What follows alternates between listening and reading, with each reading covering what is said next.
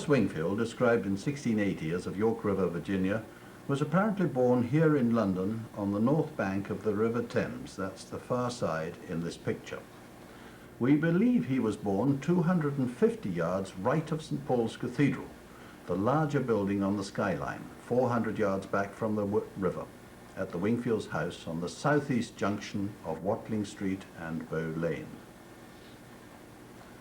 300 years after his birth, Sheila Wingfield, Lady Porscourt, was to write of her ancestors, "Towards me in the same way floats a sense of forebears long ago, distressing as that distant playing, for it can never be made clear, what did our predecessors fear, how did they talk, when did they smile?"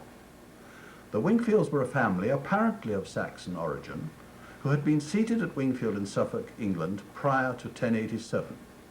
This is the story of one of that family, Thomas Wingfield of the Tickencote line, churched at St. Benet's and apparently living in Watling Street, London, and later of York River, Virginia.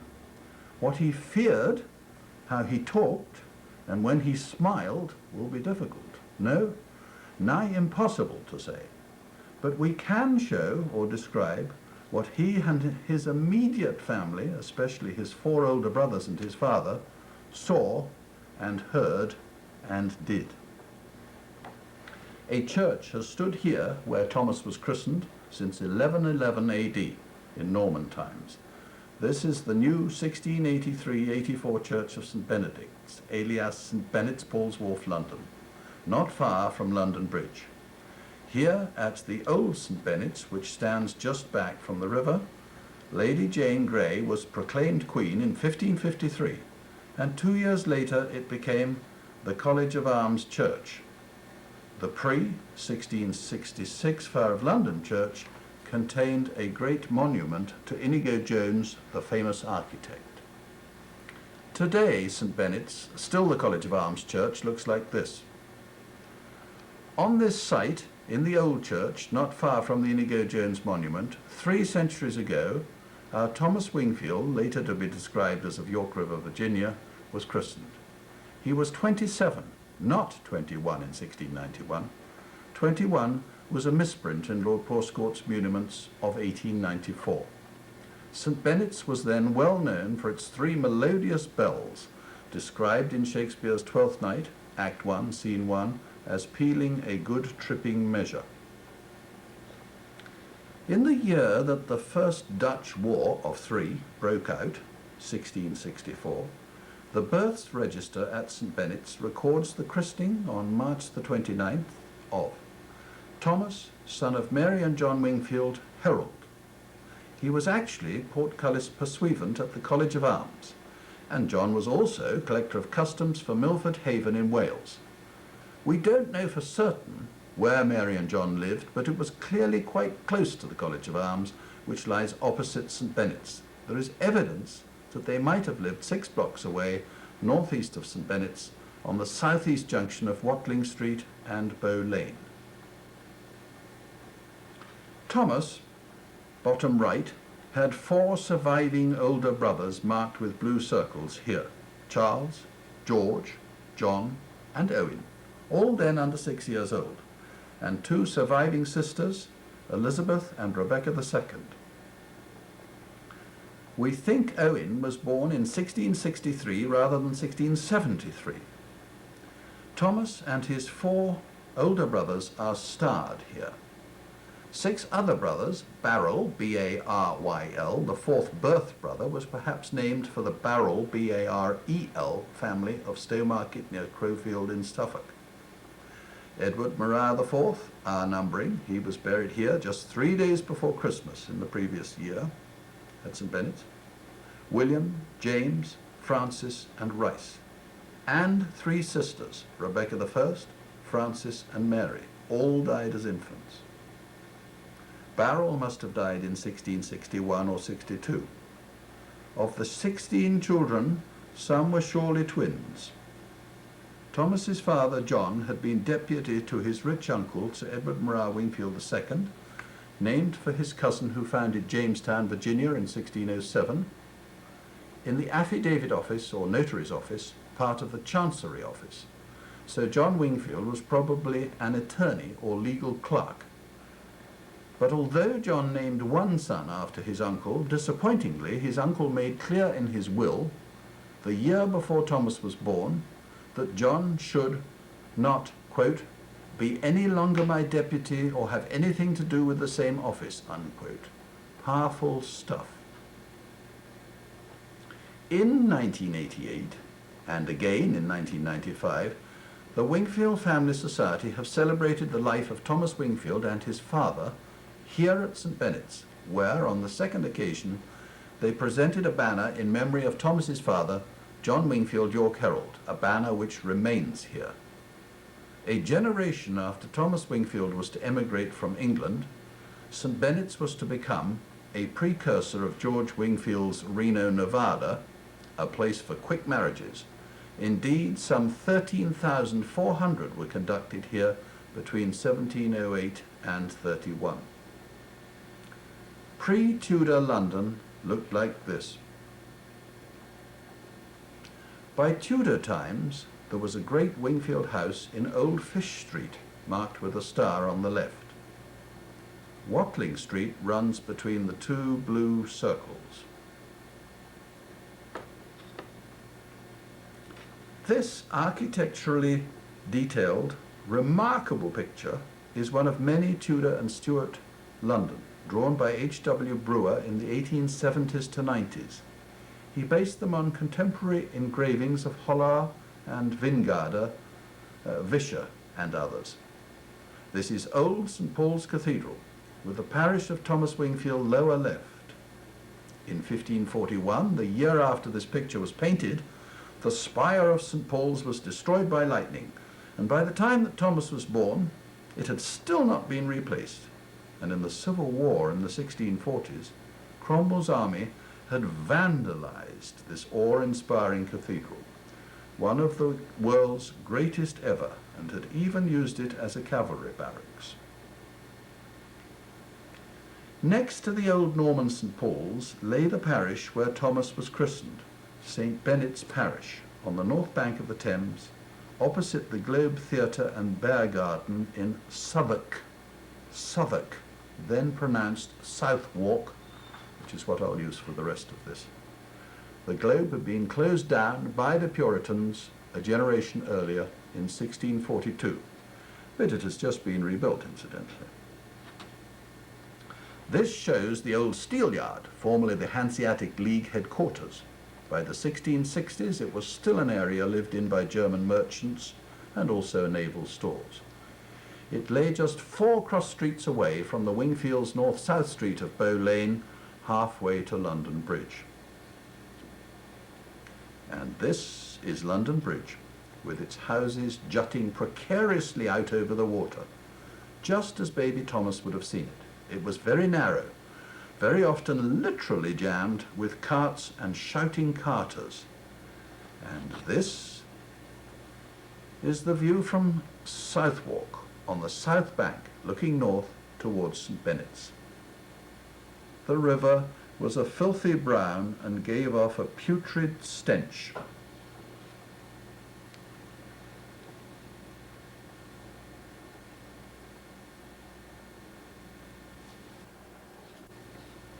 This is the immediate area of the north end of the bridge. Notice the so-called sparrows, which are the stone bottoms of the bridge supports. These restricted the flow of the river and produced an effect like rapids below the bridge,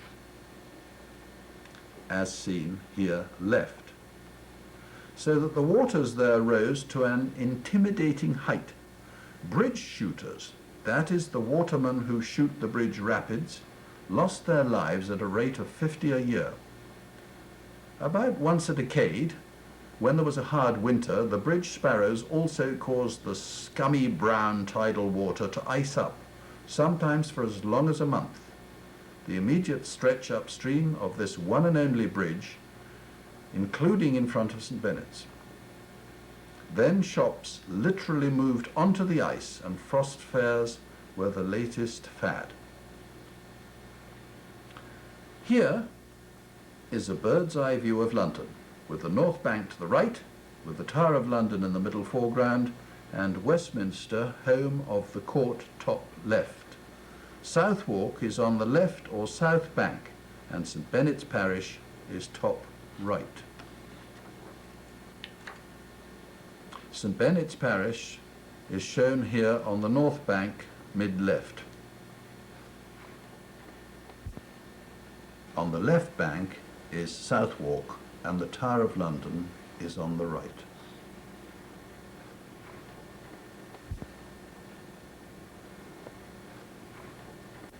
London was a sea of churches in Thomas's day, about one per block, so the noise of church bells was deafening and sometimes drowned out the endless cries of hawkers and peddlers.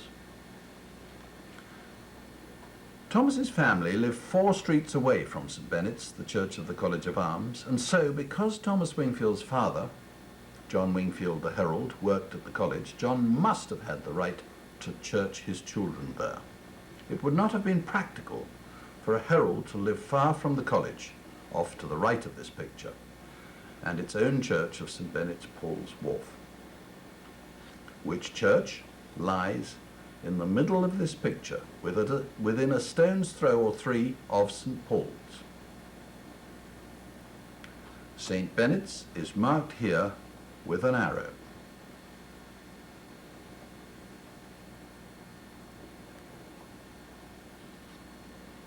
The River Thames, tidal and 150 yards across at St Benet's, indicated here, flowed past about 1/4 mile from the Wingfields' house. It was the city's main highway and was literally crawling with every conceivable craft or ocean-going craft.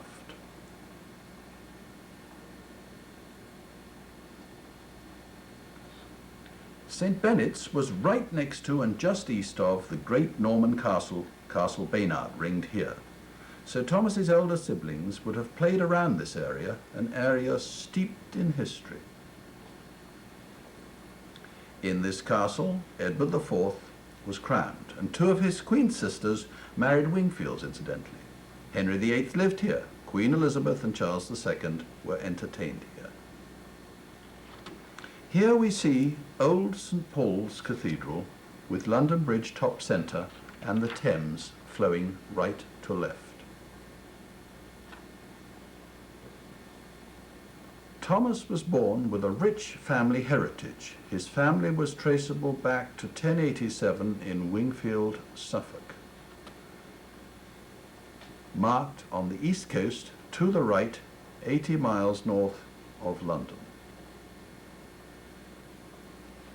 Thomas's branch of the family had been seated here at Tickencote Hall, Rutland, 100 miles north of London, since 1594.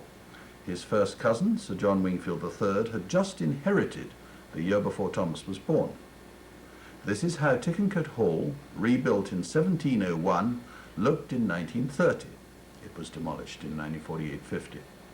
The stables, which later became the banqueting hall at left, even later became the new Tickencote Hall in the 1950s, when it left the family. Today, Tickencote Hall is back in the family again. Here is St Peter's Church, much as Thomas or his parents would have seen it. The upper east end here, extant today, dates from 1130 to 50. Thomas's grandparents, Sir John and Francis Wingfield, née Cromwell, were buried here in 1632 and 1662, 2 years before Thomas was born. And Thomas's great-grandfather, another Sir John, was buried here in 1626 in the chapel of the Holy Trinity, which lay until Eliza Wingfield largely rebuilt the church in 1892 here to the south. Today, their remains may well lie under the path here, bottom right. Maybe one day their remains will be located and DNA tests may be possible in proving who Thomas's descendants are. The Tickencote Hall of the 1660s 1701 was located just to the left. And this is the site of that old hall inherited back in 1594.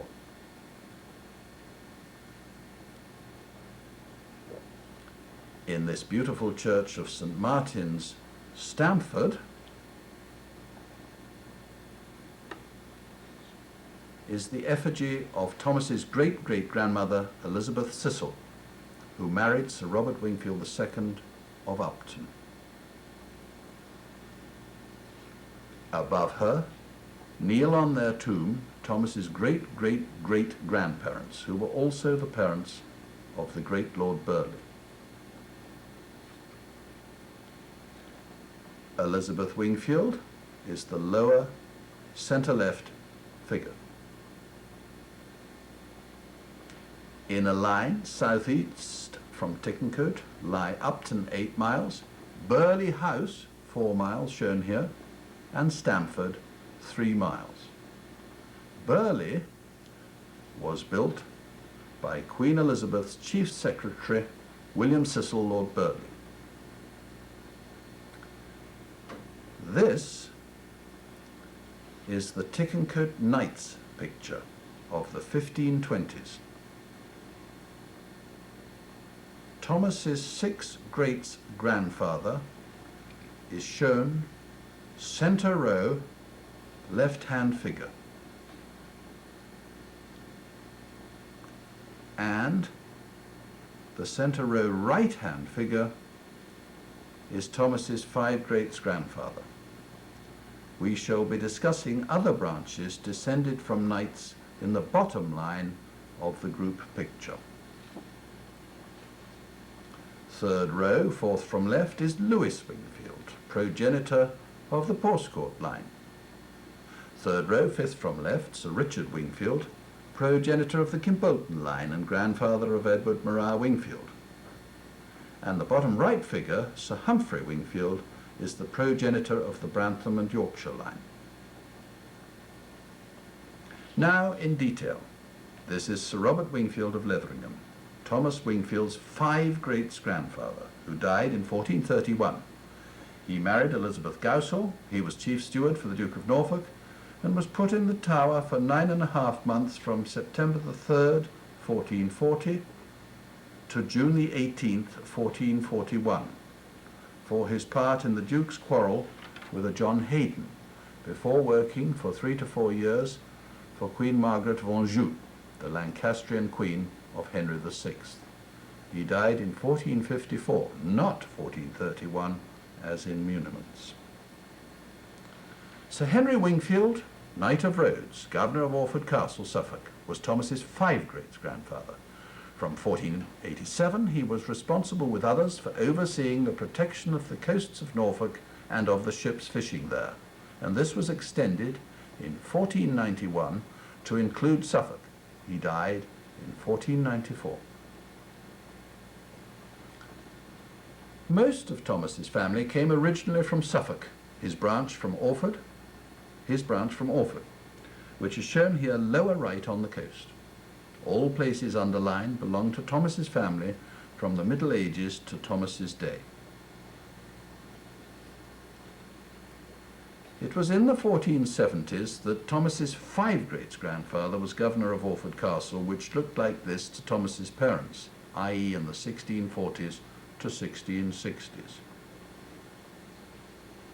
The castle was built in 1165 to 1173.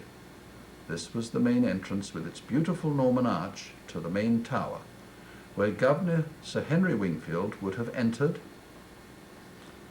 to take the stairs up to the Grand Chamber, still extant today, where he would have issued his daily orders and entertained. Nearby was the main keep's tiny chapel. Sir Henry simply must have prayed here. Above it, at the top of the tower, Thomas's 5 great-grandfather, the governor, could view across Orford Ness out into the North Sea.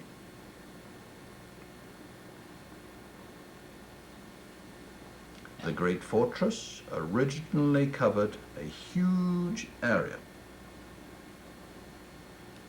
and has now fallen down over the centuries.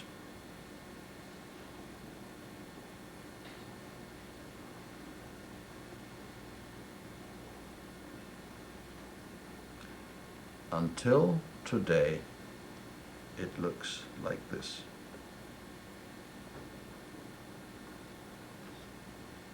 I wonder if Thomas Wingfield of St. Benet's ever visited the castle in the 1670s.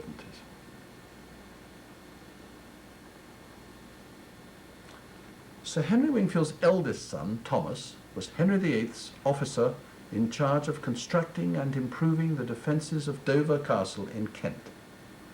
In 1540, he was also the very first captain of nearby Deal Castle, also in Kent.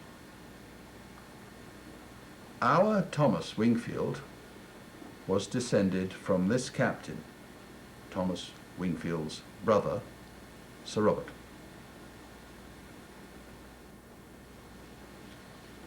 This is how Deal Castle looked at Thomas's birth.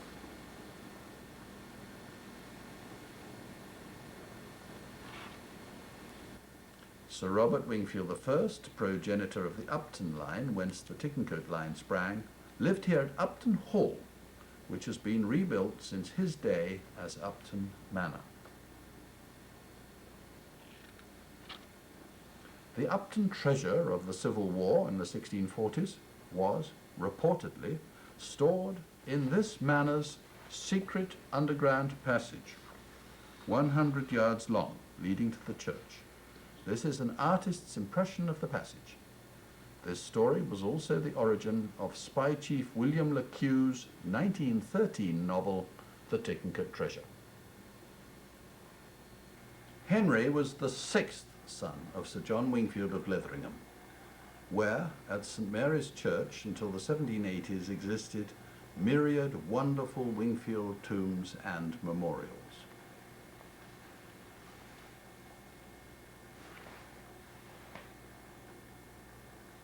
It was one of the greatest sets of family memorials in England, but sadly these all fell into ruin or were vandalized in the mid to late 18th century. Today, St. Mary's contains but two Wingfield memorial brasses. This is Sir John Wingfield, died 1389. The brass was made about 1400, whose wife, Margaret Ney Beauville, brought Letheringham to the Wingfield family. Sir John was Thomas of St. Benet's great-grandfather. And Thomas's cousin, Ratcliffe Wingfield, had a wonderful memorial at nearby Easton. And this is a 1560 memorial to Thomas's namesake at Letheringham, his cousin Sir Thomas, wearing the family's fretty badge or diapered neckerchief. He died in 1471. Sir Robert Wingfield, controller for King Edward IV, 1474 to 1481, and lord of many manors, was also of this line.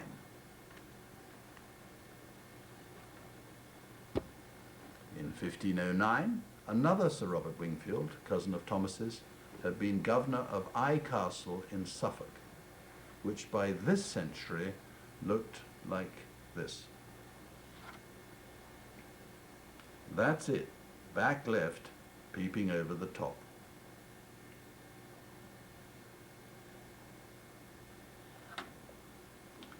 Sir Anthony Wingfield, perhaps the most famous of Thomas's cousins, died just over 100 years before he was born. He was a Knight of the Garter, controller for Henry VIII, and captain of the guard for Henry, and then for Edward VI. This was Sir Anthony's Knight of the Garter belt buckle and his crest.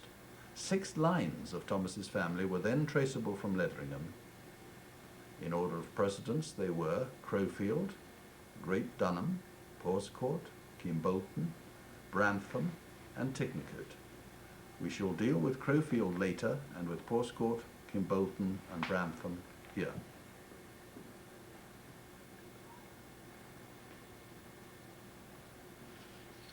This memorial, perhaps of a Letheringham Wingfield, he is as yet unplaced, is now in Tickencote Church.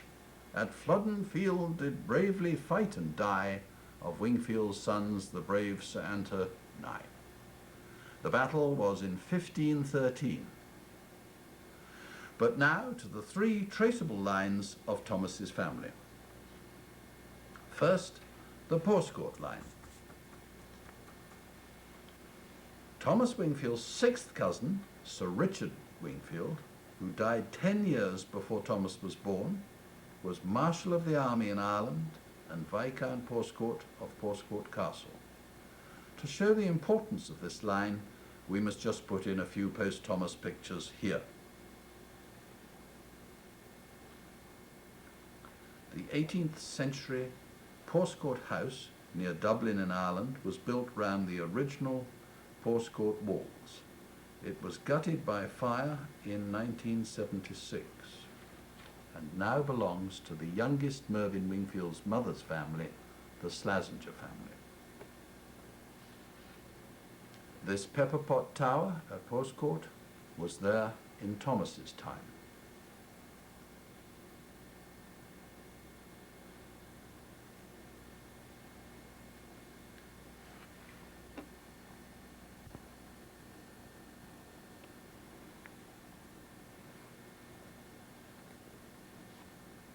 This shows the achievement of Lord Porsecourt with the Wingfield coat of arms and Pegasi supporters, no connection whatever with Mobil Oil, unfortunately, supported by a Viscount's seven-balled coronet and the crest of an eagle looking at the sun in all its glory. This is the view from Porsecourt House towards the Sugarloaf, supposed to be the finest view in Ireland. And Porsecourt House's so-called saloon, shown here, was supposed to be the finest room in Ireland. You can see George IV's throne right centre, used by him on his visit here in 1821, a century after Thomas died. Sadly, Porsecourt was gutted by fire in 1976. Then there were Thomas's Kimbolton cousins. This is a copy of the garter plate at Windsor Castle of Sir Richard Wingfield, grandfather of Edward Murrah Wingfield, founding father of Jamestown. Sir Richard had an illustrious career as an ambassador, was a general in the army, and in 1523 was granted Kimbolton Castle. Sir Richard's wife, Bridget née Wiltshire, they were an old Calais family, held Stone Castle, where King Henry VIII, still married to Catherine of Aragon, twice spent the night, accompanied by Anne Boleyn, i.e. before they were married. This is what Stone Castle looked like in the 19th century. Henry VIII's first wife, Catherine of Aragon, died at the Wingfield family's Kimbolton Castle in 1536 and was buried here at Peterborough Cathedral. Sir Robert Wingfield, one of Thomas's direct antecedents, had been one of the cathedral's commissioners for the then abbey here at the dissolution. Thomas Wingfield's cousin, Edward Murrah Wingfield, lived at Stoneleigh Priory near Kimbolton for his first 7 years, from 1550 to 57, and lived there again on his return from Jamestown in 1608, until he died around 1619. This was one of the barns at the Priory, all that remains today. From the age of 8, when Edward Murrah's mother, Margaret née Kay, married James Cruise, C-R-U-W-Y-S, Edward Murrah's home was here in Northamptonshire, in a large house which had been Fotheringhay College and stood immediately in front of the church as we look at it here from the River Nene. Thomas's cousin, Captain Edward Murrah Wingfield, Jamestown's first president in 1607, was honoured at Stoneleigh Priory by the WFS in 1995. Seen here is Dale Wingfield Ruff of Maryland, the then Lady of the Manor of Wingfield and President of the WFS, and Jocelyn Wingfield, Edward Murat's biographer, the WFS historian director, and your narrator. Edward Murat Wingfield died some 44 years before Thomas was born.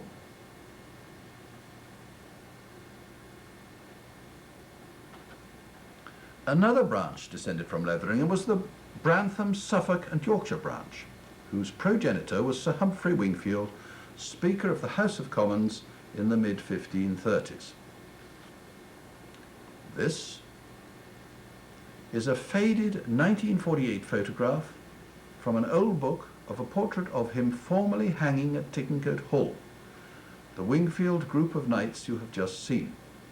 Sir Humphrey was controller for King Henry VIII's sister Mary, the Queen of Louis XII, or Louis XII of France, and later Duchess of Suffolk. This is one of the rooms in Sir Humphrey's grand Ipswich house, which later became the Tankard Inn. Now demolished, the beautiful carvings were moved to the Christchurch Museum, Ipswich. All these Wingfield lines, including Thomas's, they all branched off in the 1470s to 1490s, can be traced back to Wingfield Old Hall, Suffolk. The earliest recorded Wingfield is Robert de Wingfield, died 1087.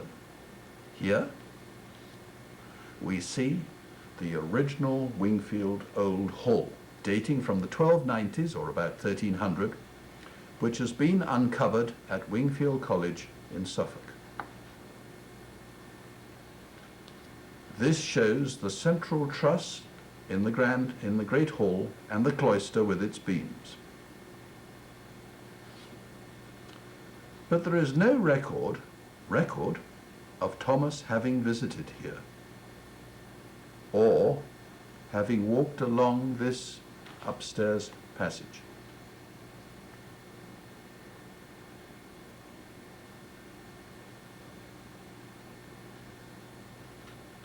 The house at Wingfield Castle was probably built by Charles Brandon, Duke of Suffolk, in the mid-1600s and was not lived in by the Wingfields. Here we see it with the garden drawbridge. The moated Tudor manor house, left, is seen again here from Wingfield Common. In the 1380s, Michael de la Pole, or de la Poole, first Earl of Suffolk, applied to the king for permission to castellate the house he had at this spot, hence the castle gatehouse, visible here on the right. Earl Michael's countess was Catherine Wingfield, the only Wingfield to live here. She was the daughter of Thomas's kinsman, Sir John Wingfield, who in the 1350s was chief of staff to Edward the Black Prince, heir to the throne. Sir John Wingfield was with him in France in 1355, when he won £2 off the prince at a game called Odd and Even.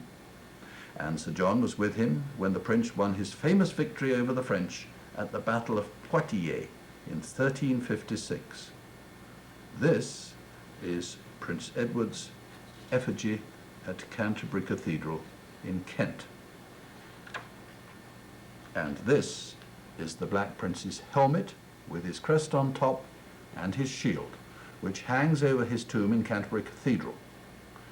When Sir John Wingfield died of the plague, 5 or 6 years after Poitiers, the Black Prince paid for his funeral at Wingfield Church. This is Sir John's tomb. Here we see Wingfield Castle as it appears today. It is not open to the public.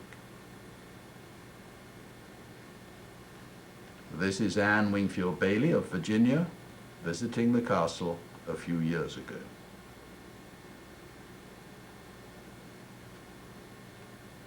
Thomas of St. Benet's probably never visited the castle, but recently this WFS group, or Wingfield Family Society group, was able to visit in 1991.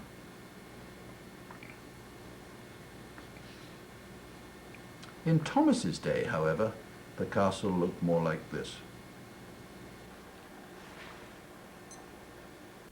The Wingfields claimed to be Saxons, those peoples who came from the Hamburg, Germany area between today's Denmark and the Netherlands. Yet the earliest recorded Wingfields had Norman Christian names.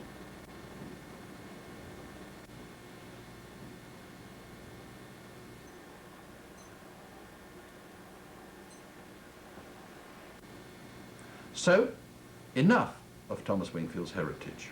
Poor Thomas. He had quite an act to follow. So, let us return to him and his parents. Remember, he was born in 1664, less than 2 years before the Great Fire. Reorientation. To the left, the south, lies Southwark. To the right, on the north bank of the Thames, very much tidal here, is London itself. On Old London Bridge, at this end, the Southwark end, are half a dozen traitors' heads obscenely displayed on long poles. Now but food for the seagulls. Right is the Tower, left, out of the picture, is St. Benet's, both on the far bank. As an infant in arms and as a toddler, Thomas was raised in or near St. Benet's parish, close to the old palace of Bridewell, which was then a workhouse and a prison. Bridewell, rebuilt after the Great Fire, it looked like this, was famous for its ducking stool and whipping post, where crowds flocked twice weekly to see the whippings and duckings. Thomas may well have witnessed these strange goings-on. Thomas's father, John Wingfield, had been a captain of horse in 1641 to 48 in the Royalist Army in the Civil War of the 1640s. His elder brother, Sir Richard of Tickencote and St. Andrew's, Holborn, London, had also been a Royalist, up to about the time of the Battle of Naseby seen here, when, as a landowner, he was literally forced to become a Roundhead, i.e. to be on Cromwell's side. Thomas's Crowfield Wingfield cousins managed to resist this pressure. At the Battle of Naseby in 1645, 13,000 Roundheads beat 9,000 Cavaliers or Royalists. Sir Richard's son was actually to inherit land here very soon after. But we don't actually know whether Thomas's father or uncle fought in this battle or not. If John fought here, he would have been dressed like Sarah Wingfield's ancestor Richard Hovell, shown here. But after the Civil War in the 1640s, indeed after the restoration of the monarchy in 1660, other than his father-in-law, George Owen, who died in 1665, when Thomas was about a year old, what possible sponsors could John Wingfield have had? Well, Robert Wingfield IV of Upton, John's second cousin once removed, served as a Roundhead colonel in Bamfield's regiment, with his son John as an ensign, today second lieutenant, in the same regiment. So, at the Restoration 1660, he was of no help. Then there was Lionel Cranfield, Earl of Middlesex, who had been a great friend of Thomas's great-grandfather, Sir Robert Wingfield III of Upton, supplying him with wine and fixing apprenticeships for the family, not least one for Thomas's grandfather, Sir John Wingfield II of Tickencote, who, in 1602, was described by Cranfield as his, quote, prentice, unquote. But, unfortunately, Cranfield died in the middle of the Civil War, so he was of no use either. Now, what of Thomas's cousin, Sir Edward Morrah Wingfield III of Keystone near Kimbolton, who was chief equerry, i.e. in charge of carriages and horses, to Charles I's Catholic Queen, Henrietta Morrah, at Somerset House? Well, in 1649, Charles I was executed, and Sir Edward Morrah, who had sold Kimbolton Castle to the Montagues, was put in the Fleet Prison near St. Benet's, perhaps for debt, or maybe for some religious transgression. And in 1662 he died there. So another possible VIP sponsor for the St. Benet's Wingfield was dead. The Fleet, incidentally, the Fleet Prison, where in 1640 Thomas's cousin Henry Wingfield, heir to Crowfield, had been imprisoned for singing an anti-Cromwell song, lay just upstream from Bridewell Palace, up the narrow, stinking, sewage-laden River Fleet. Here in the centre, the Fleet River oozed into the Thames. Yeah. Now, young Thomas Wingfield's grandmother, Frances Wingfield, née Cromwell of Tickencote, stepdaughter of Sir Richard Wingfield of Portscourt, was sister of this stunningly beautiful Lady Anne Wingfield, shown here aged about 37. And the two of them were granddaughters of Edward III Baron Cromwell. And with Anne in this composite picture is her husband and Thomas's granduncle by marriage, Sir Edward Wingfield of Carnew and Portscourt, painted, we believe, in 1634, the year he inherited Portscourt. The copyright for this picture is held by Peter Wingfield, Stratford. Good but expensive versions can, however, be ordered from Peter Wingfield, Stratford through the Wingfield store. We don't think these cousins helped their St. Benet's kin. Off duty, Thomas's father John would have dressed like this. In 1665, he became collector of customs, i.e. customs duty or part of it was paid to him, of the port of Berwick in northeast England, a post he held until 1673. Initially, that brought in £24 a year. And Thomas's mother, Mary née Owen, would have been dressed like this. Besides being customer of Berwick, shown here, John was also customer of Milford Haven in southwest Wales.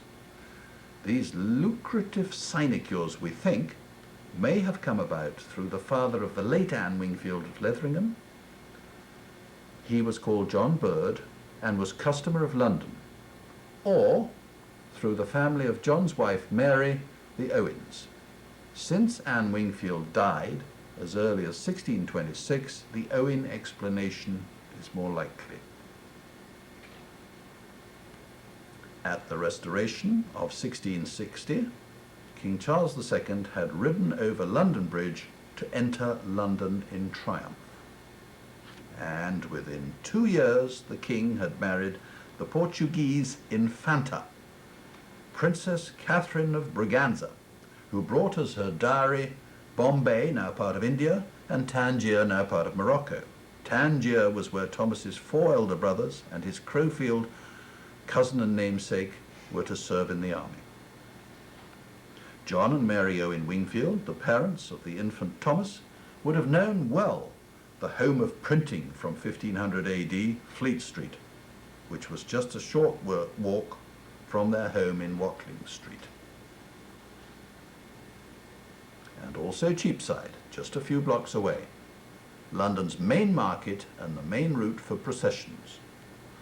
It had a famous pump here, centre of the street, near which lived some of John Gibbon's family, who were also of Rolvenden in Kent. That's St. Paul's Cathedral in the centre. John Gibbon, ex-Virginia, was to work with John Wingfield at the College of Arms in the 1670s, when Gibbon was a pursuivant called Bluemantle. Here is a typical procession of that time.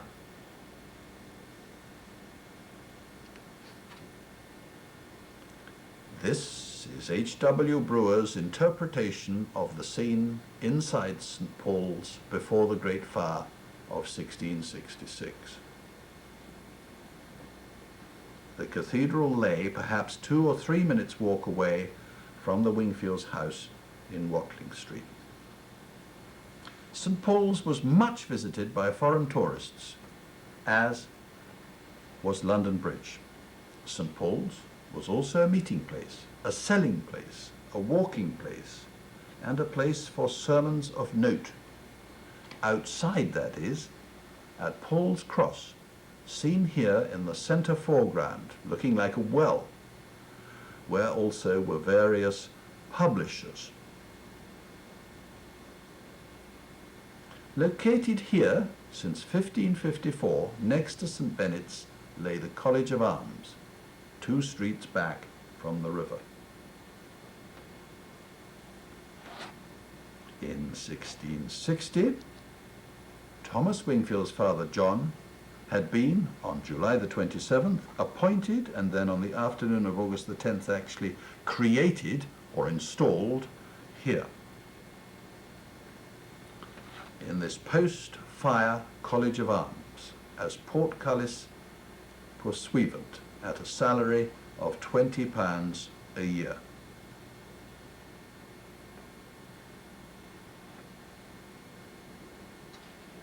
This is the post-Great Fire building on that site today. The officers of the college, 3 Kings of Arms, 6 heralds, and 4 pursuivants were, and are today, responsible for marshalling or attendance in full regalia at certain royal ceremonies of state, and for the granting of arms, like that granted earlier to Thomas's 5 greats-grandfather, marked with a blue star, bottom row, second from left, Sir Henry Wingfield in the 1470s, or for the central figure, Thomas's 9 greats-grandfather in the 1370s, or, like that, for the Postcourt Wingfields, Viscounts, shown here, and the officers of the college also, importantly for us historians, recorded pedigrees.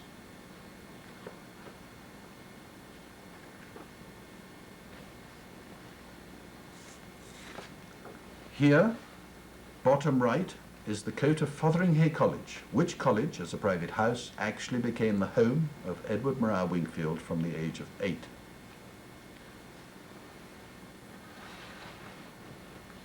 Top left, here is the coat of Michael de la Pole, Earl of Suffolk, showing de la Pole in the 1st and 4th quarter, that's the leopard's heads, with the 3 pairs of wings for Wingfield, for Catherine Wingfield, his wife, his countess, in the 2nd and 3rd quarters, marked here with arrows. John Wingfield worked for the College of Arms from 1660 to 1674. This is the tabard of the Garter King of Arms, that is the chief executive there, a year before John died in 1678. Initially a royalist in the Civil War, John's father-in-law, George Owen Jr., had been nominated as not Garter, but Norroy King at Arms by Oliver Cromwell, who also nominated John Wingfield for the post of Richmond Herald. Well, Owen was made Norroy, but John didn't get made Richmond.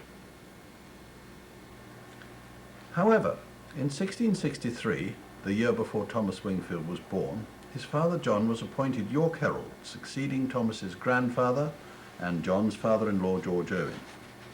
George had been York Herald from 1623 in Charles I's time, and then Norroy King at Arms in Cromwell's time.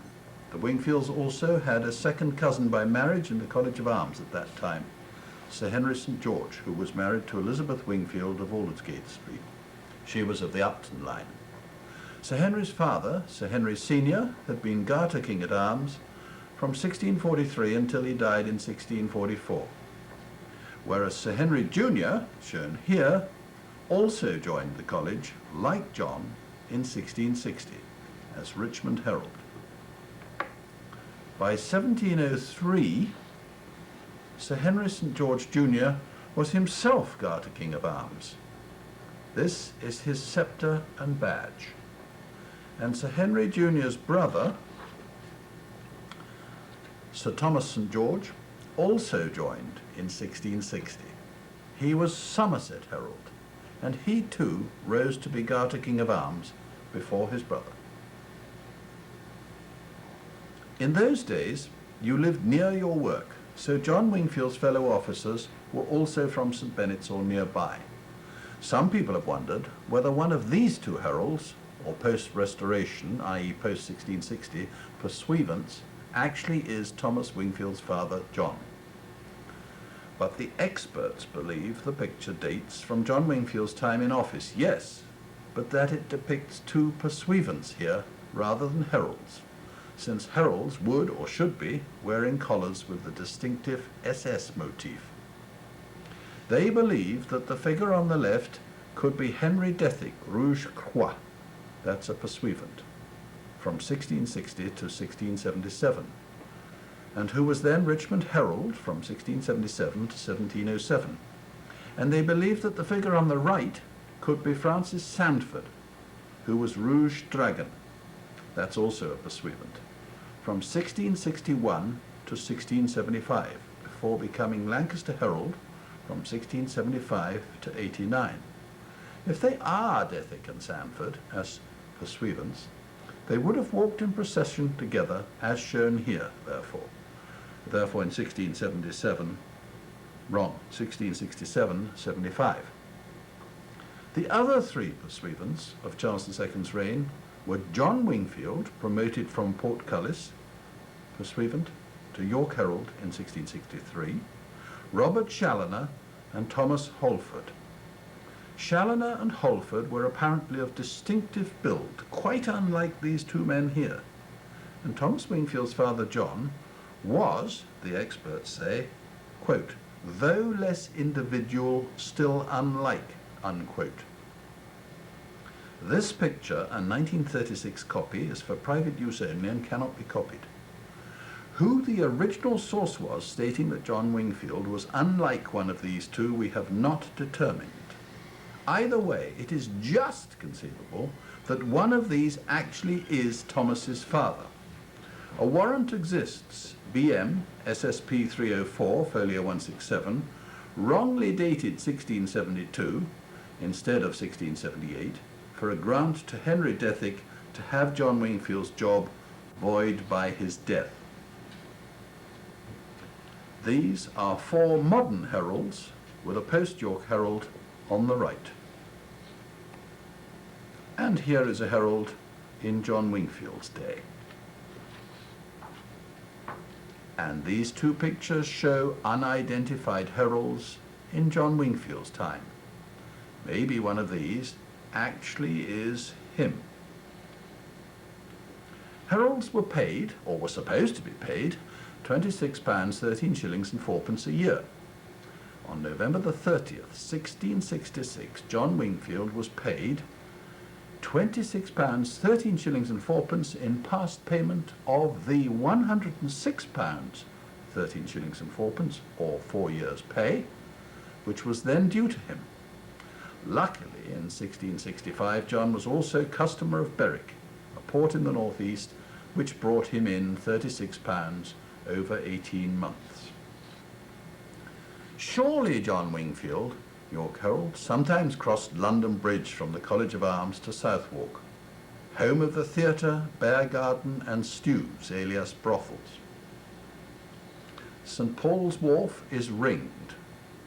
Looking back across the Thames, he would have seen the tower, top right.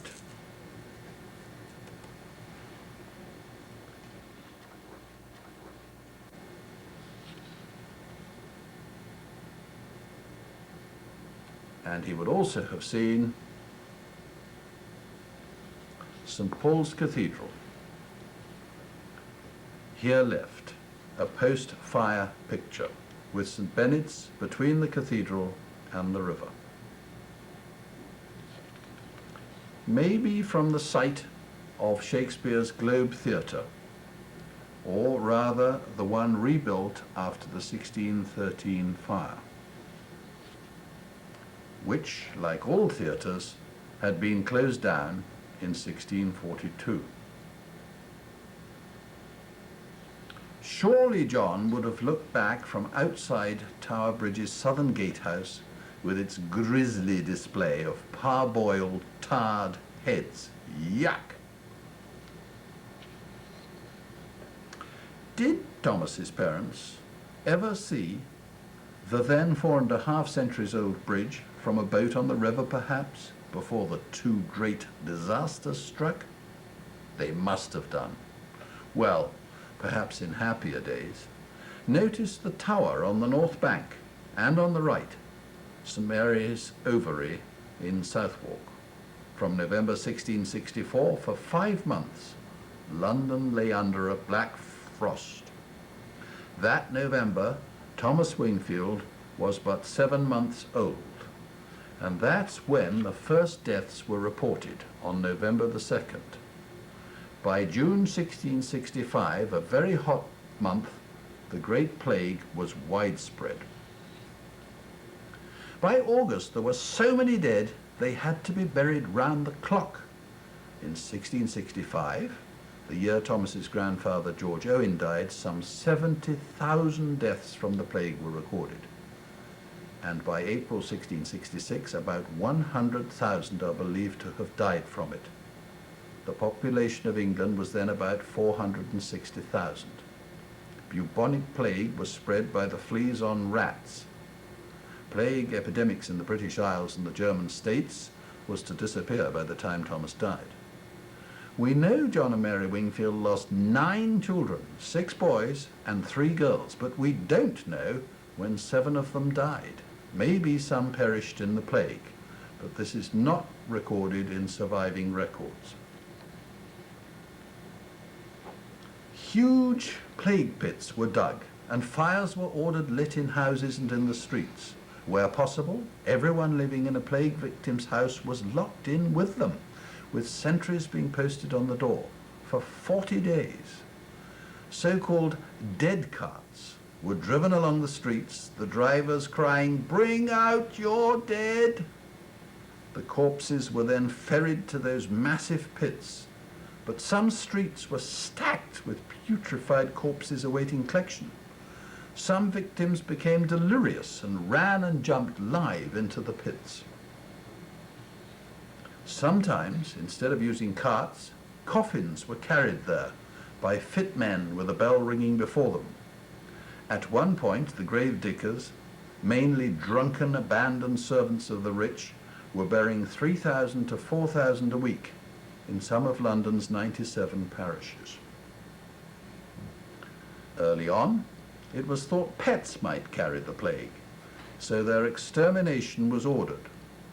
Samuel Pepys, the great diarist, reckoned some 40,000 dogs and 200,000 cats were poisoned or clubbed to death in just a few days, which of course meant that the rat population multiplied further.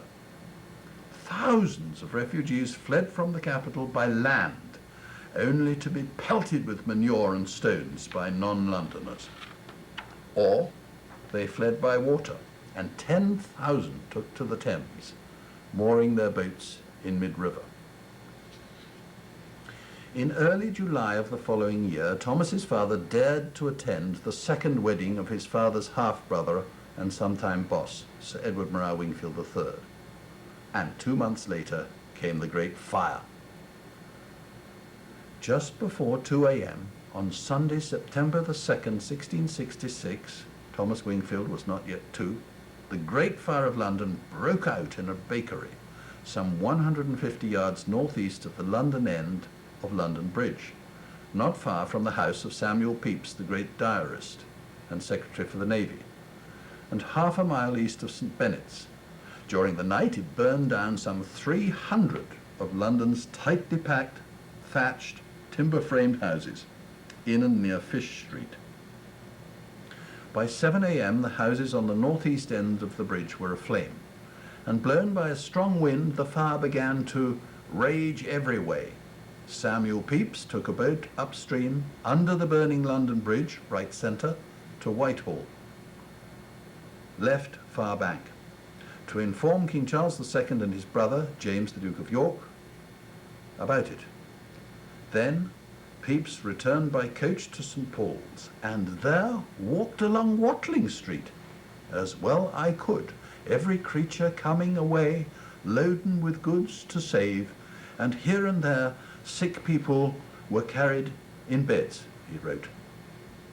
So he would have left the Wingfields' house on his left.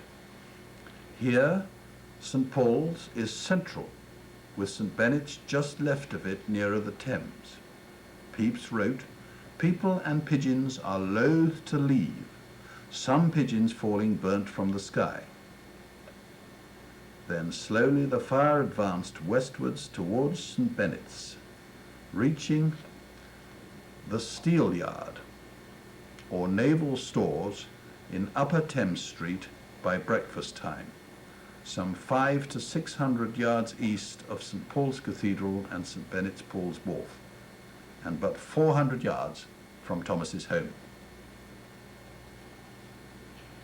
Pepys wrote of the above incident, "I to Paul's Wharf, where I had appointed a boat," so just a quarter of a mile southwest of the Wingfield's house, "and watched the fire from the river up and down stream from London Bridge, meeting the King's barge en route, river full of lighters and boats taking in goods. The fire is still increasing and the wind great." He wrote too that smoke was everywhere and sparks showered down from the sky. John and Mary Wingfield's home in Watling Street and Bow Lane surely went up in flames that Sunday afternoon. Pepys then stayed on the Southwark bank some 600 yards south of Watling Street, opposite the Three Cranes Tavern on Upper Thames Street, near to St. Benet's, and as it grew darker, "We saw the fire as only one entire arch of flame from this to the other side of the bridge, and a bow up the hill for an arch of about a mile long, a horrid noise the flames made." On Monday, September the 4th, Samuel Pepys, now about a mile east of the Wingfields' burned home, buried his papers, wine and Parmesan cheese outside his house in Seething Lane, just north of the Tower.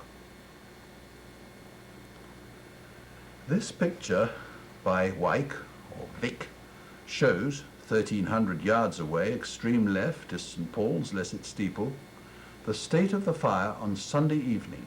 St. Benet's is somewhere in the centre, on the river. To the right, and over a mile away, are the houses at the north end of London Bridge, with Watling Street just to the left and 500 yards closer to us. That same day, Pepys wrote, "St. Paul's is burned and all Cheapside." That area included Bow Lane, Watling Street, site of Thomas Wingfield's home. Incredibly, the fire did not quite reach Pepys's house, yet Fleet Street was reduced to ashes. That other great diarist, John Evelyn, wrote, "The stones of Paul's flew like grenadoes, the melting lead running down the streets in a stream, and the very pavements glowing with fiery redness. The clouds of smoke were dismal and reached upon computation near 50 miles in length." It is light as day for 10 miles round about, and St. Paul's Church, to which the scaffolds contributed exceedingly, nothing seeming but crying out and lamentation, it leaping from house to house and street to street, even ignited the air, the fields for many miles strewed with movables and tents, the light seen above 40 miles. This picture shows, from Arundel House on the river, St. Paul's left, 1,300 yards away, and the north end of London Bridge, centre right, about 1.5 miles away, just beyond the Wingfield's house and to its right. John Evelyn further wrote, "God grant mine eyes never behold the like, who now saw above 10,000 houses all in one flame. The noise and cracking and thunder of the impetuous flames, the shrieking of women and children, the fall of towers, houses, and churches was like a hideous storm. It now pleased God, by abating the wind, that the fury of it began sensibly to abate about noon. The poor inhabitants were dispersed about St. George's Fields and Moorfields, as far as Highgate and several miles in circle, that is just outside the London city wall, half a mile northeast of Aldgate. Some under tents, some under miserable huts and hovels, many without a rag or any necessary utensils, bed or board, who from delicateness, riches, and easy accommodations, in stately and well-furnished houses, were now reduced to extremest misery and poverty. It was now that the heralds, presumably including John Wingfield, Thomas's father, there at the College of Arms, just behind Bridewell, shown here, bundled their precious records together and put them into barrows and boats and onto porters' backs, rescuing all but 2 books. And it was now that the authorities tried to make a fire break by blowing up the houses on either side of the Fleet River. But the fire jumped this gap and enveloped Bridewell. Castle Baynard is shown here above, before the fire, with the College of Arms to the right and back a block or 2. The lower picture shows the castle after the fire. Castle Baynard was badly damaged and had to be torn down. In 3 days, the fire consumed the area shaded here. 400 acres of the city and 63 acres outside the city walls. Inside, 2,500 yards east to west and 1,000 yards north to south. And St. Paul's Cathedral, St. Benet's Paul's Wharf, and 86 other parish churches, about 1 per city block. 4 prisons and 13,200 houses. Incredibly, only 9 people died. The total damage was estimated at £10 million. In comparison, the city's annual income was £12,000. John and Mary's house lay between St. Paul's in the centre and the Star at right centre. William and Anthony Wingfield of Crowfield and Stonham Aspel respectively both owned houses in Lombard Street. See the same Star, right centre. So were clearly burnt out too, and therefore couldn't have housed Thomas's burnt out family. And apparently the house of the heir to Cromwell's auditor, Augustine Wingfield, in Shoe Lane, marked by an X 600 yards northwest or left of the shell of St. Paul's Cathedral, had also succumbed to the fire. So, did they therefore flee like the other 100,000 made homeless by the fire? Many to St. George's Fields, the lower circle, or to Moorfields, top central circle, or to Aldgate, top right, or did they relocate across the river in Southwark? If we can find the record of the marriage of Thomas's sister Elizabeth to Brian O'Haines of Lincoln's Inn, London, we shall know where perhaps. Brian O'Haines was not educated at Lincoln's Inn, but lived in Lincoln's Inn district. London Bridge, incidentally, only had its northern third burned. Now, by 1679, the year after John Wingfield York Herald's death, and indeed as early as 1687, the Wingfields appear to have been located at St. James's Parish, Duke's Place, Aldgate, just north of the Tower, at the northeast edge of London. Duke's Place was where Cromwell had allowed a Jewish colony to settle. Aldgate, atop which traitors' heads were displayed, was the main gate to the east. St. James's Church, behind the centre-left church tower here, named for James I, had been built originally in 1622 as Trinity Christ's Church and was to be pulled down in 1874. In the 1660s, the Sidleys came from this parish, and possibly the Ralph Wingfield who married Mary Brown here in October 1684 was Ralph Wingfield of Crowfield, an elder brother of Harbottle II. Here, in 1687, on August the 20th, Thomas's sister, our Thomas's sister, Rebecca, was to marry Francis Guillon of France, and probably from the Guine area, and possibly it had been her who had married John White here in February 1684. The church was infamous for irregular marriages. Indeed, in the period 1644 to 91, some 40,000 couples were married here, without banns, parental consent, or license. But by then, presumably, Rebecca's and Thomas's mother, Mary Owen Wingfield, was dead. The College of Arms was rebuilt on its old site between 1671 and 78. The Wingfields simply must have remained living somewhere near it. from 1666 to 74, or even 78, however, because of John's appointment of York Herald. So it would seem likely that they lived somewhere like Southwark, shown here.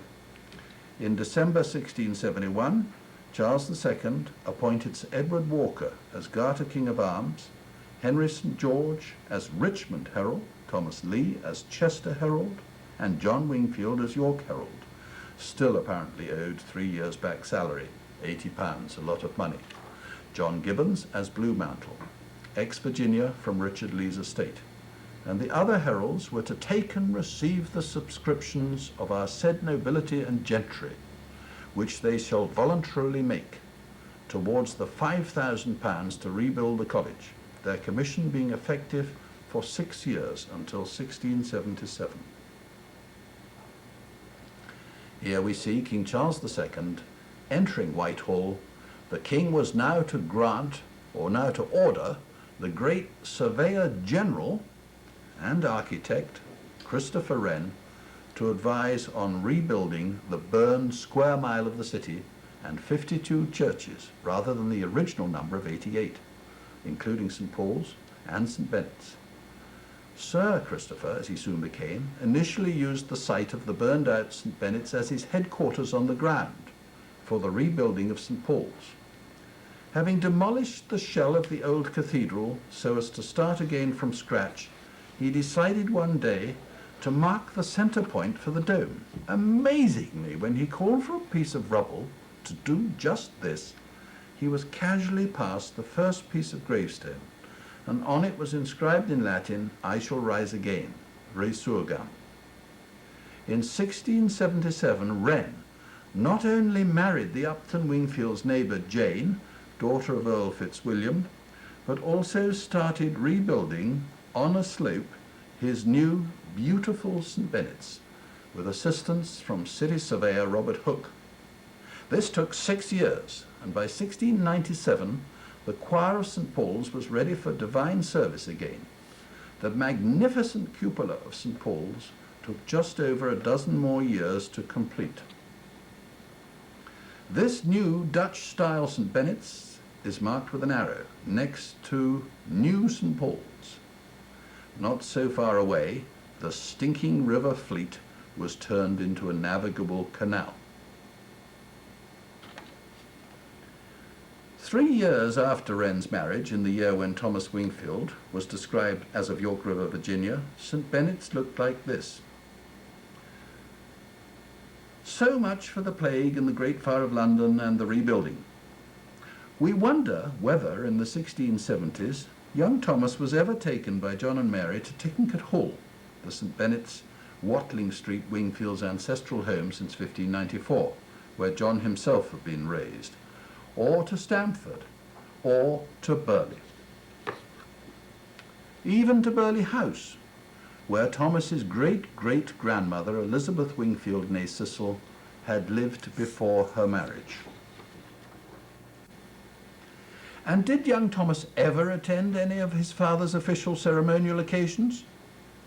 As York Herald, John must surely have been just out of this picture, either to the right or left of the 1670 funeral of General Monk, the first Duke of Albemarle, unless he was ill or away on a visitation.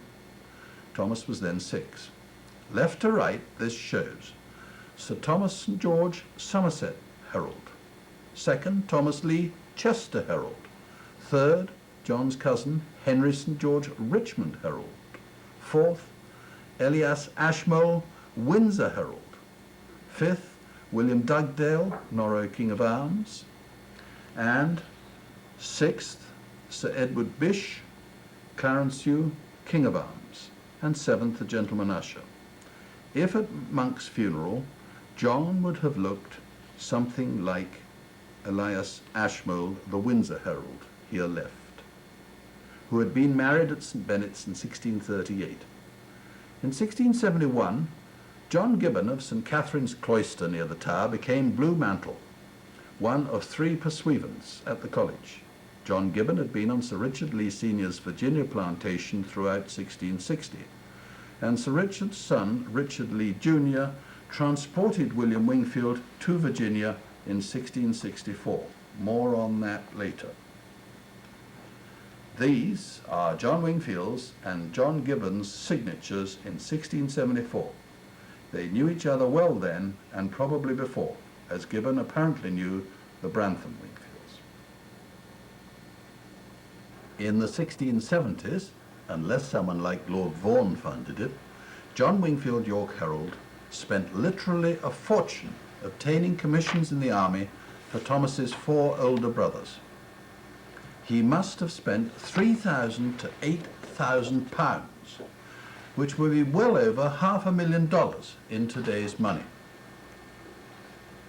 On June the 27th, 1673, when Thomas was only 9, his father purchased a commission for George Wingfield, his second surviving son, as an ensign in Lord Vaughan's regiment, then in France. Lord Vaughan may have had some connection with John's wife's family, the Owens. Lord Vaughan then went on the following year to be governor of Jamaica and signed Harbottle Wingfield's appointment papers to emigrate there. The Tickencote College of Arms Wingfield's 6th cousin, Thomas Wingfield of Crowfield, eldest brother of Harbottle, is recorded as preceding his Tickencote College of Arms cousins to Tangier. He was serving there in the Tangier Horse from 1664 to 67, and maybe beyond. By 1678, someone had, at astronomical cost, purchased a commission for John's son and heir Charles Wingfield as lieutenant and adjutant in the Duke of Monmouth's regiment. This was presumably his father John Wingfield's senior. On July the 10th, that same year, John's second son George received a commission as captain of grenadiers, also in the Duke of Monmouth's regiment, George having presumably sold his ensign's commission in Lord Vaughan's regiment. And also on July the 10th, and in the same regiment, the third surviving son of John Wingfield York Herald, John Wingfield Jr., is listed as an ensign, that is today a second lieutenant, and John's fourth surviving son, Owen, is listed in the following year as an ensign in the 1st Tangier Regiment. Our Thomas, the fifth surviving son, was 14. Nothing for him. Purchasing those commissions is presumably why John Wingfield, quote, ill and in debt surrendered, unquote, alias sold, his post of York Herald on December the 22nd, 1674, which the calendar of state papers has wrongly dated as query May 1672 at his death. John actually was to die in 1678. He sold York Herald to Robert Devonish. We have no pictures of Devonish, but this is their colleague Henry Dethick on the left.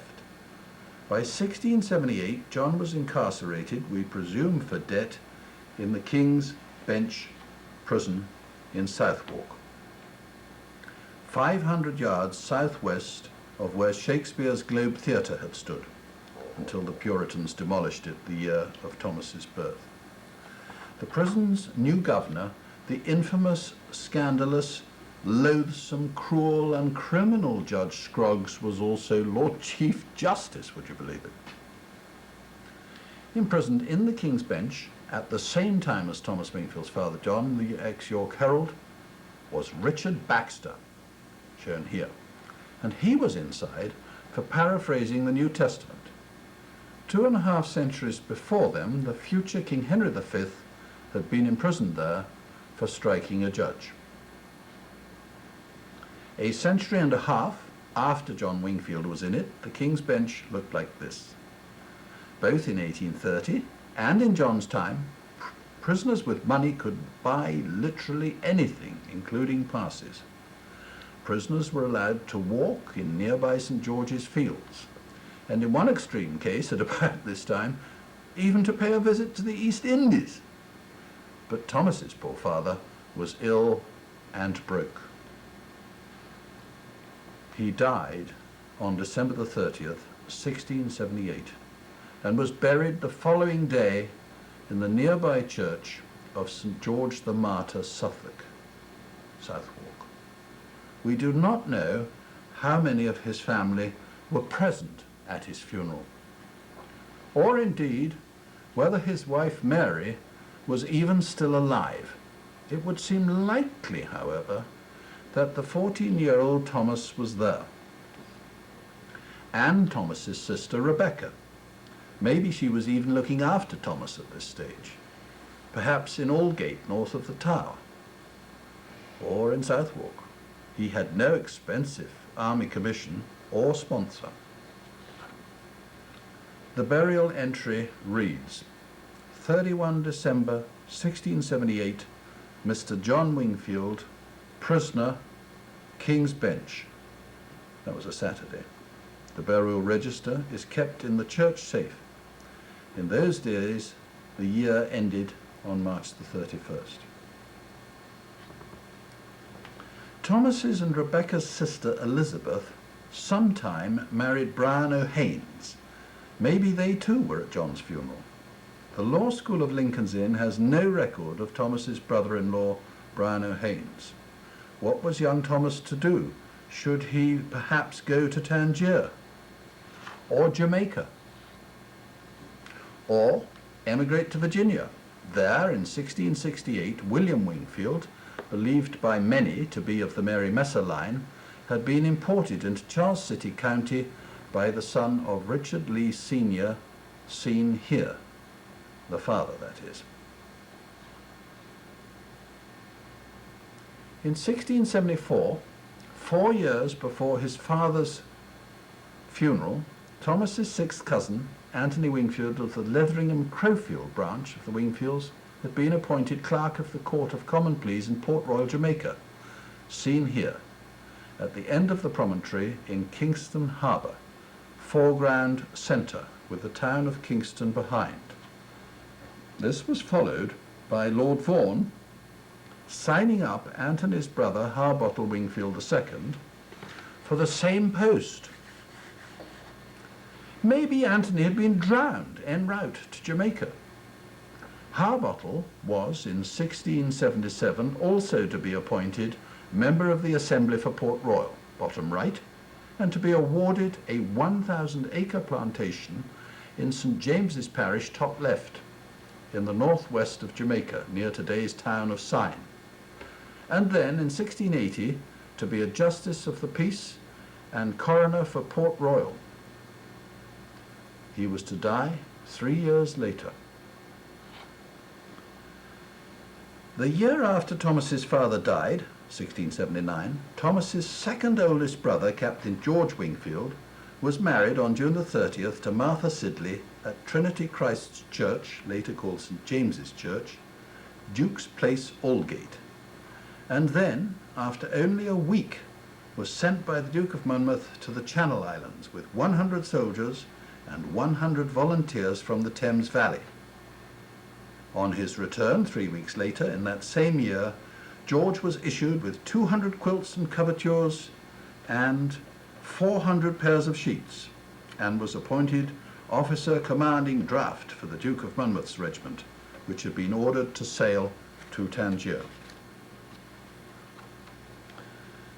Built originally as Trinity Christ Church, it was renamed St. James's Church, actually for King James II in the late 1680s. A merchant called Martin Sidley, the same surname as George Wingfield's wife Martha, Thomas's sister-in-law, came from this parish. On October the 5th, 1666, when aged about 23, this Martin had married Sarah Ford, daughter of another merchant at St. Mary's, Savoy. In the 1680s, there were also a dozen Wingfields in this parish of St. James Duke's Place, Aldgate, who may well have been Thomas Wingfield's kin. There are 3 Elizabeth Wingfield marriage entries here in 1680, 84, and 85. Could these entries be Thomas's sister Elizabeth, or one of them be Thomas's sister Elizabeth, who sometime married Brian O'Haine and had a family? Back in Tudor times, Aldgate and Holy Trinity Priory, the big church in the middle, looked like this. The priory was pulled down in the 1530s or 40s. St. James's was located immediately behind the centre left tower in this picture.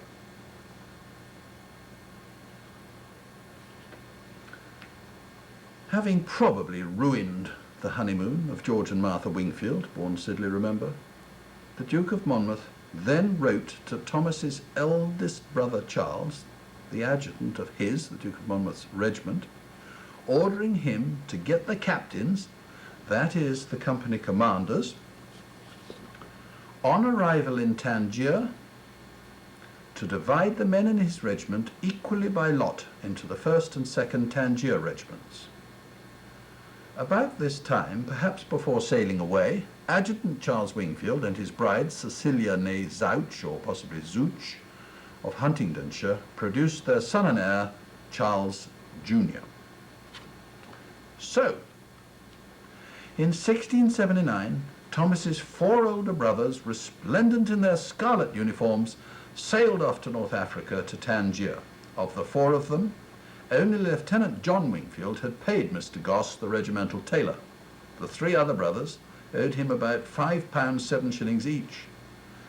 2 years later, the Treasury Lords wrote on behalf of Mr. Gosse's widow to Colonel Kirk in Tangier to chase up the 3 Wingfields and 6 other officers to pay their tailors' bills. Charles II's illegitimate son by Catherine Pegg, Charles Earl of Plymouth, also known as Don Carlo, was a brave volunteer commander in Tangier at this time. He had 2 years previously married Bridget, daughter of Thomas Osborne, Earl of Danby, later Duke of Leeds, a colonel of foot in the 60s, treasurer of the Navy in the 70s, and now a Knight of the Garter.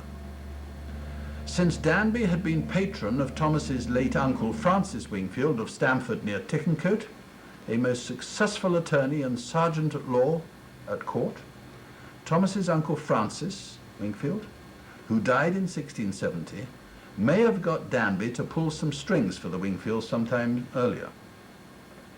That is before Danby was impeached for writing a letter for King Charles to the French king. But let us revert to Thomas's brothers. All 4 of his brothers were now in the regiment of the one-eyed William O'Brien, 2nd Earl of Inchiquin. This is Inchiquin's regiment, alias the 1st Tangier Regiment, that is, in Inchiquin's regiment. The Earl's wife was Lady Margaret Boyle, whose niece, Lady Elizabeth, was married to the St. Bennet Wingfield's 6th cousin and head of the family, Folliot Wingfield, 1st Viscount Portscourt. Lord Inchiquin later married Elizabeth, daughter of George Bridges, Lord Chandos, and Lord Inchiquin was to be governor of Jamaica in 1689 and 90. Thomas's brothers now embarked for Africa dressed something like this. They then sailed down the west coast of Spain, crossed over the Straits of Gibraltar, and then, scenting cedar and orange blossoms, would have first caught sight of the great citadel of Tangier, part of Queen Catherine of Braganza's dowry ahead of them on the North African coast. As they sailed into Tangier's magnificent harbour and anchored off the great long stone breakwater, or wharf or pier, known as the Mole. The buildings in the huge fortress were windowless. The fortress was regularly attacked, harassed, shot at, and spied on by the Moors. About the town grew figs, pomegranates, olives, mulberries, and melons, but there also lay vast piles of rubbish. Here in Tangier, they would find geckos, locusts, camel spiders, and mosquitoes. Tangier Castle looked really impressive from the desert. These fascinating contemporary views of Tangier are mainly etchings done in 1669-70 by Wenceslas Holler, Charles II's so-called stenographer. That April and May of 1680, Thomas's brothers were right away involved in the Great Battle of Tangier. This shows the besieging Moors' view of the vast fortress, with York Fort, an outlying fort, 700 yards out in dead ground. This is ringed. centre left. Dead ground hid wild asparagus, but also hostile Moors in sniping or ambush roles. Ambuscade, they said then, for ambush. On May the 14th, a party of 176 men under Captain Charles Trelawney got cut off at Charles Fort, centre right, ringed. Trelawney's captain of grenadiers, appointed 2 years before, was George Wingfield. The relief force from the great fortress, which was commanded by Major Boynton, included another Captain Wingfield, that was George's brother Charles, plus Captain Ely and his men. And Ely's lieutenant in 1681, and probably 1680 as well, the year of the battle, was John Wingfield. Where Owen Wingfield, Thomas's fourth brother, was, we don't know. So Charles and John Wingfield and their comrades were assigned to rescue their brother George and his comrades.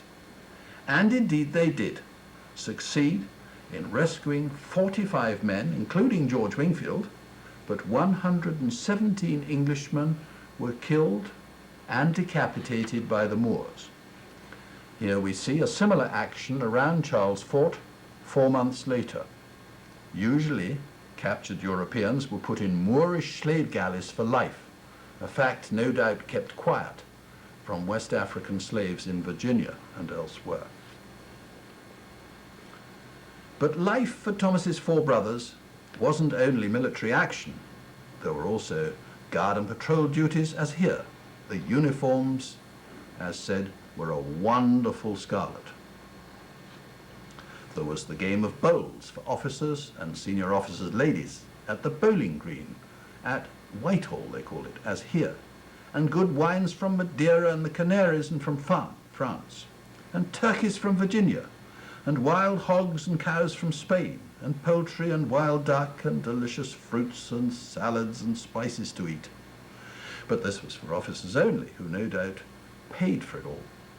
And there was much gambling at cards, and drinking and harp and guitar music and dance and brawling and debauched living.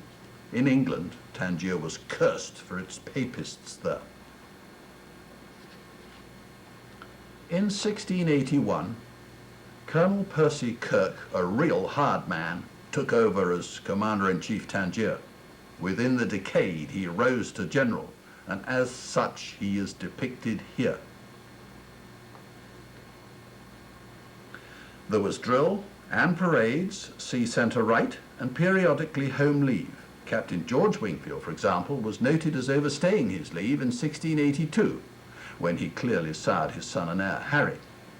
But it's surely impossible that George could have seen his brother Thomas when he went on that leave to England, because 2 years before, in October 1680, a Joseph Style had claimed a headright for Thomas Wingfield, George's youngest surviving brother, in New Kent County, Virginia, or what became New Kent, alias on the upper York River, alias the Mattapony or Mattapony.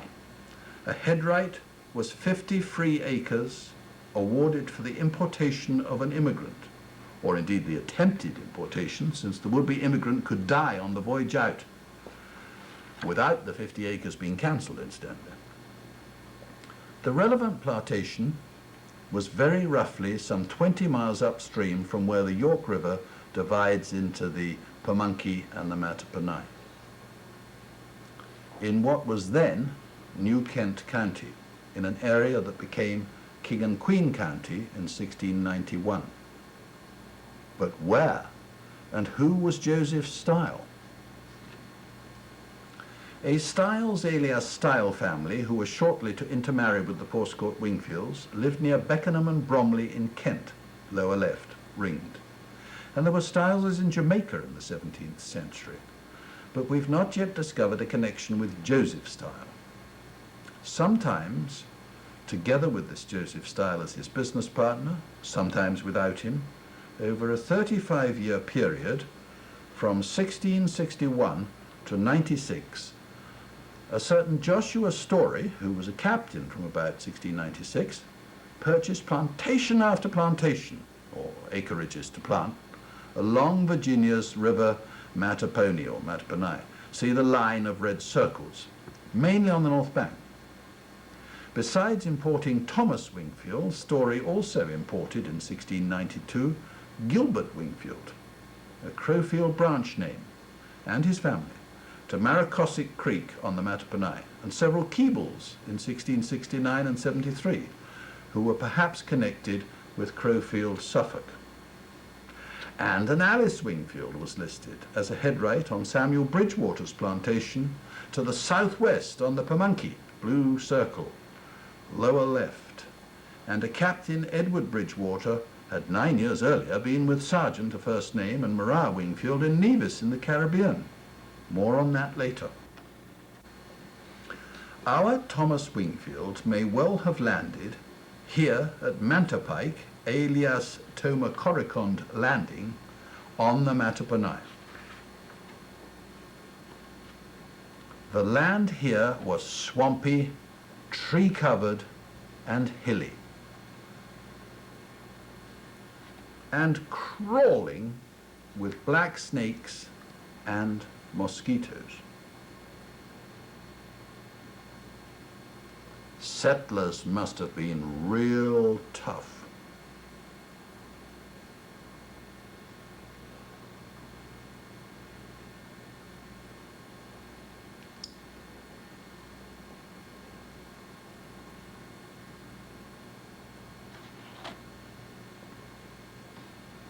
This is Jocelyn Wingfield, the WFS historian and your narrator, attempting to locate Stiles's, without Story, Stiles's plantation of 1680, SSP 80 for short, together with Lois Wingfield Wickham, who was raised at Mile Ridge, Ashland, Virginia.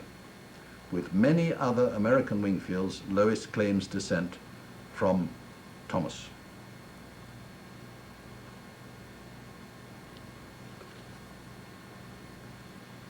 These bridges are clearly quite new.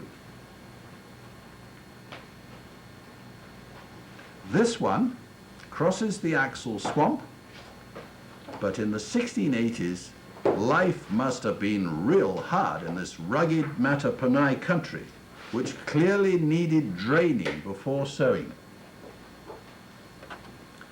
Axel Swamp adjoined the plantation where Thomas Wingfield's headright was claimed, and Exol's, E-X-O-L-S, E-X-O-L apostrophe S, farm, and the nearby Baptist church were named for John Axol, A-X-O-L-L, a contemporary immigrant. The name Axol is also sometimes spelt Eccles, E-C-H-O-L-L-S, or Excel, E-X-C-E-L-L. Now to the geography. As mentioned, in 1680 to 93, Captain Joshua Story purchased 9 areas on the Mattapony. The river is shown here flowing top left to bottom right. On October the 2nd, 1680, Story's sometime partner, Joseph Stile, claimed a headright for Thomas Wingfield roughly where the double asterisks are, bottom right. And Story claimed a headright on April the 29th, 1693, for Gilbert Wingfield, as mentioned, his wife and 5 children near Maracosic Bridge and Creek, top left. We suppose that this Joshua Story is the Joshua Story whose daughter Mary married Virginia's Speaker and Treasurer, John Robinson, who pre-1766 misappropriated £100,000 of the colony's money. In detail, lines 1 to 3. In 1680, Joseph Stile claimed 430 acres in New Kent County on the north side of the Mattapony River down Tomacoricond Swamp, sometimes called Tomacoricon, sounds like the lilt of Longfellow's Hiawatha, we can tell from the spelling in the documents. And line 5, earlier granted to William Herndon, February the 18th, 1674, for 8 persons, ending with, last line, Thomas Wingfield.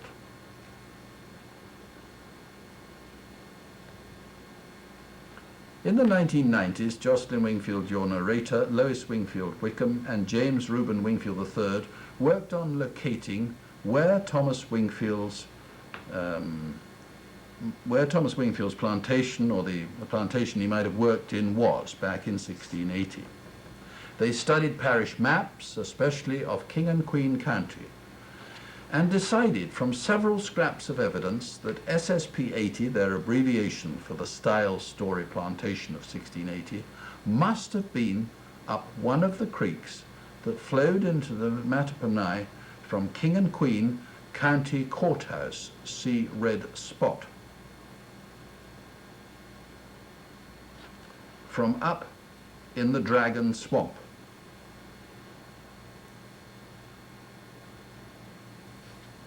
This is the courthouse today.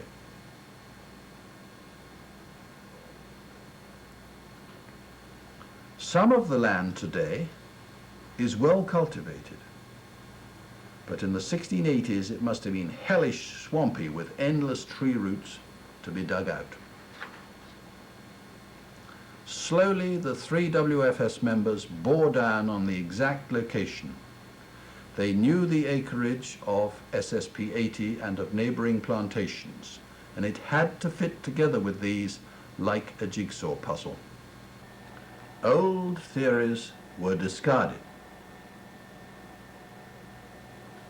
and a report was produced for the Wingfield Family Society.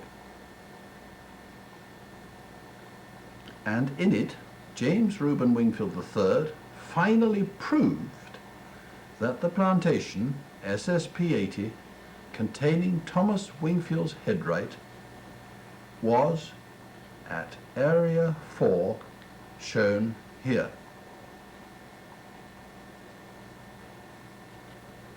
Not far from the modern Crouches Road, shown here. An entry for Thomas Wingfield of St. Bennett's and of the Upper York River, alias the Mattapony, in the 7th Lord Portcourt's Wingfield Muniments of 1894, reads, believed to have died unmarried. Yet it would seem that this Thomas had 3 daughters baptized as under at St. Peter's Church, New Kent County, Virginia, some 25 miles roughly, southwest from SSP 80, across the Mattapony and the Pamunkey. St. Peter's Parish was founded about 1650, and St. Peter's Church was built between 1701 and 03, so Thomas's daughters can't have been baptized in this building, only on or near this site. Intriguingly, George Washington was in 1759 to marry the widow Custis, née Martha Dandridge, in this very same church. Wingfield entries in the vestry book read as follows: 1691, baptized October the 18th, Ruth. 1700, baptized February the 25th, Mary. 1702, baptized July the 12th, Elizabeth. Thomas's wife Mary died January the 31st, 1714. Thomas's youngest daughter Elizabeth, wife of Devereux Jarrett, bore Thomas a granddaughter, another Mary, Mary Jarrett, May the 5th, 1724. From her, Charles M. Ward and the Gilliams and Murphys of Tennessee are descended. New information. Here is page 404 of St. Peter's Parish Vestry Book, showing the christening of Thomas's daughter Mary on February the 25th, 1700. A. Thomas Wingfield is mentioned in the minutes of the vestry of St. Peter's, New Kent County, in 1691, 95, 96, 99, 1700, 01, 02, 1714, 15, 17, and 1720. Several pages of the births register, however, covering the 7 years 1691 to 98 are missing. Those doubting that Thomas Wingfield of St. Bennett's and of the Mattapony and Thomas Wingfield of St. Peter's, New Kent County were one and the same man, queried Thomas of St. Peter's not putting his coat of arms on something. But he didn't have one. They weren't automatic. You had to apply to the College of Arms. It was John Wingfield, York Herald, who had a coat of arms, not Thomas. The question is, did Thomas also have one, or two, or even three sons in about 1693-97? Thomas married Sarah Garland, John married Mary Hudson, Robert married Anne somebody whose maiden name is not recorded. Or could one or more of these three men be son or sons of Robert Wingfield of Prince George County, Virginia? That Robert was the younger son of the William Wingfield imported in 1668 by Richard Lee Jr. And he surely must have known or been related to the Wingfields of St. Benet's and the Wingfields of Brantham, i.e. Suffolk Wingfields. One possible link between Thomas and Richard could have been John Gibbon, a contemporary of the father of Thomas of York River, and maybe through the Lees, the family of Robert Wingfield of Prince George. However, all three of the couples just quoted had sons called John and Thomas, which sounds to us mighty like those children were named for John York Herald and for Thomas of York River. The odds are huge that this was merely a coincidence. For part of 1695 to 1717, Thomas Wingfield was paid in tobacco by the Vestry of St. Peter's for providing accommodations for a boy called George Ross, the illegitimate son of Hannah Ross. He was also reimbursed for arranging George's funeral in 1717. In 1702, Thomas was in the New Kent militia, and in 1704 he held 150 acres. York County, Virginia, 1642-3, spawned Gloucester County in 1651 and New Kent in 1654. And New Kent spawned King and Queen in 1699, with its offshoot of King William in 1702 and Hanover in 1721, with its offshoot Louisa in 1742. From 1691 to 1702, therefore, the river Mattapony divided what became New Kent County and King and Queen. After 1702, the area between King and Queen and New Kent became King William County. Now, did Thomas ever write to Europe after 1680? Maybe 1682, when Brother George was back in London from Tangier, or sometime before Christmas 1683, January 84, when the Thames upstream of London Bridge was frozen over, and when Thomas's nephew Harry was christened. That was the winter of the great frost fair shown here, between St. Benet's to the left and Southwark to the right. 1691 appears to be a very important date concerning Thomas, according to the Wingfield muniments, but we haven't found out why. Yet, maybe he last wrote to London about then. So where did Thomas feel his old home was? And was his mother Mary still alive? He surely had the addresses of his sisters-in-law, Martha Sidley Wingfield of Westminster or Chiswick, and Cecilia Zouch Wingfield or Zouch Wingfield, and of his sister Rebecca. Were any of them living in Aldgate? Did he correspond with one of his four older brothers in Tangier, where they were serving?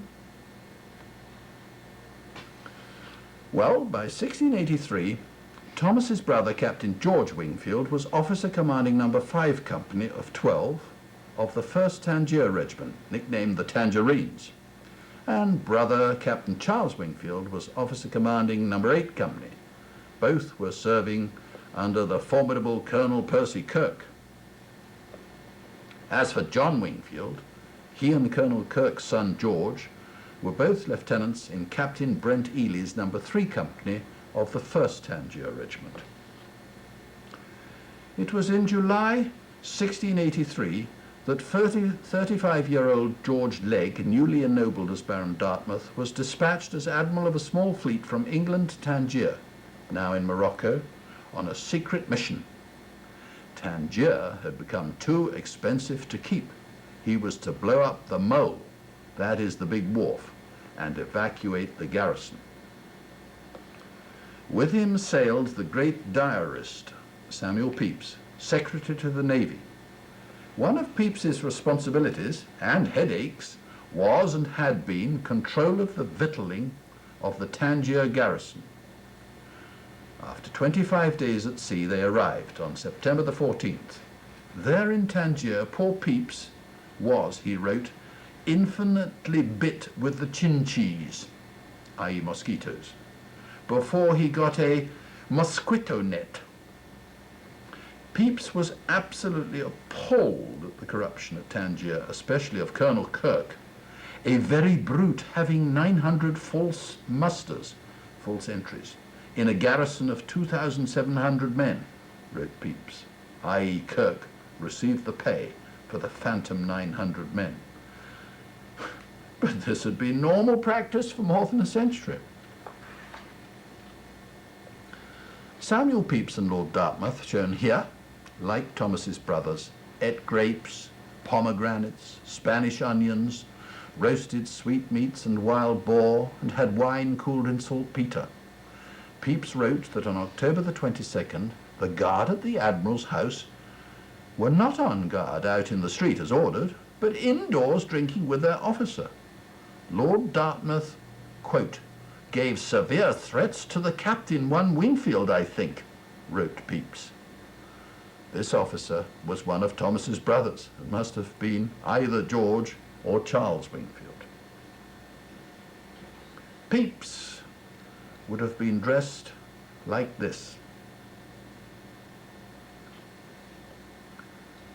On September the 28th, 1683, Lord Dartmouth drew up his army of 2,300 men. Pepys's 900 phantom or non-existent men should have read 400, like this. We are looking northeast. The parade was to meet the Moorish commander Ali ben Abdullah to sign a truce. Ali's army, part of the army of Barbary, is shown on the right.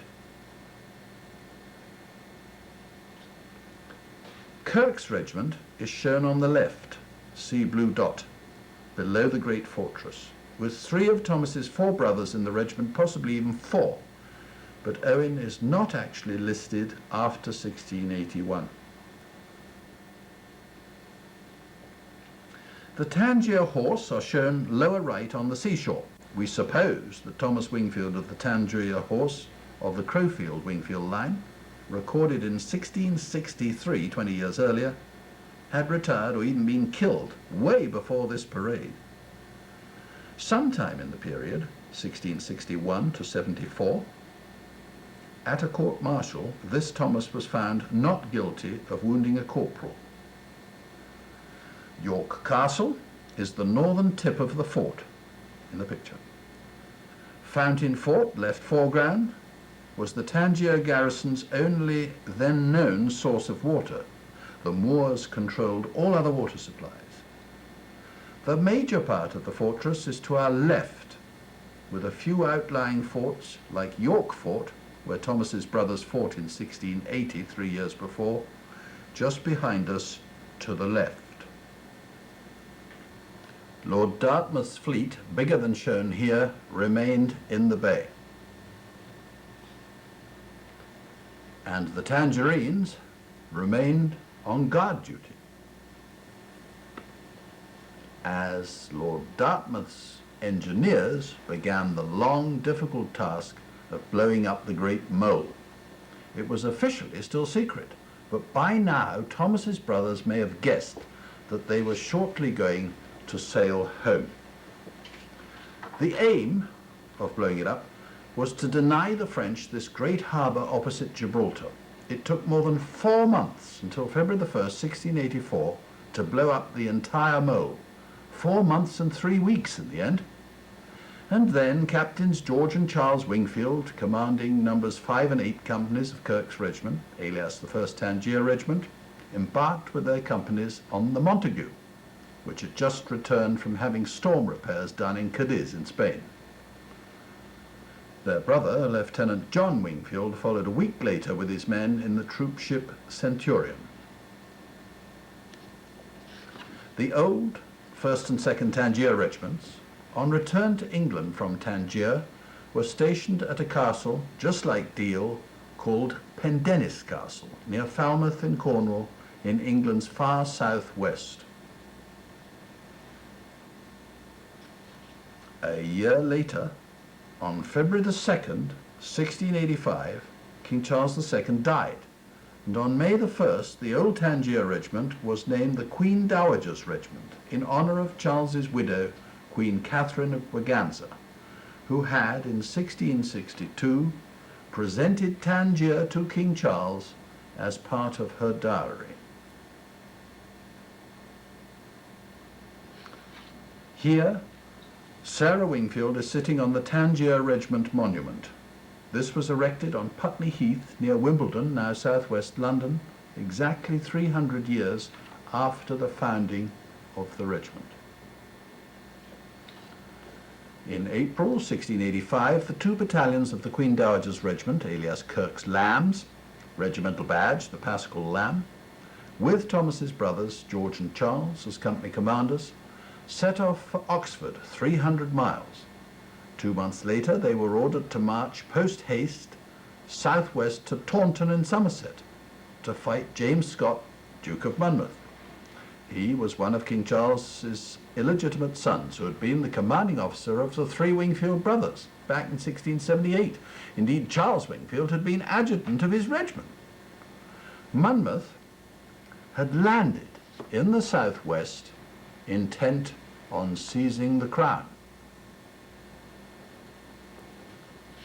From his father's brother, the new Catholic king, James II.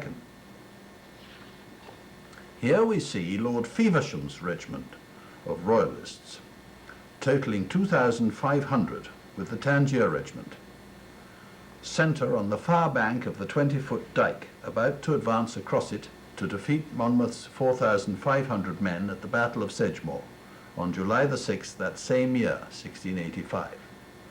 Which figures in the picture represent Wingfields in this modern artist's impression is difficult to deduce. After the battle, reenacted here on its 300th anniversary, the Queen Dowager's Regiment, formerly called Kirk's Regiment and still under his overall command, summarily executed many of the so-called rebels, while the rebels' commander, Monmouth, was executed at the Tower. The Queen Dowager's Regiment now acted as a Sizes escort to the infamous Judge Jeffreys, who had them hang 320 of Monmouth's men. The great historian Macaulay has it that Percy Kirk, commanding officer of the 3 Tickencotes and Bennet's Wingfields, ordered a roll of drums as each rebel twitched and breathed his last. If you visit Sedgemoor, even today, don't dare to breathe a word that you had kin fighting for King James. You'll likely be lynched.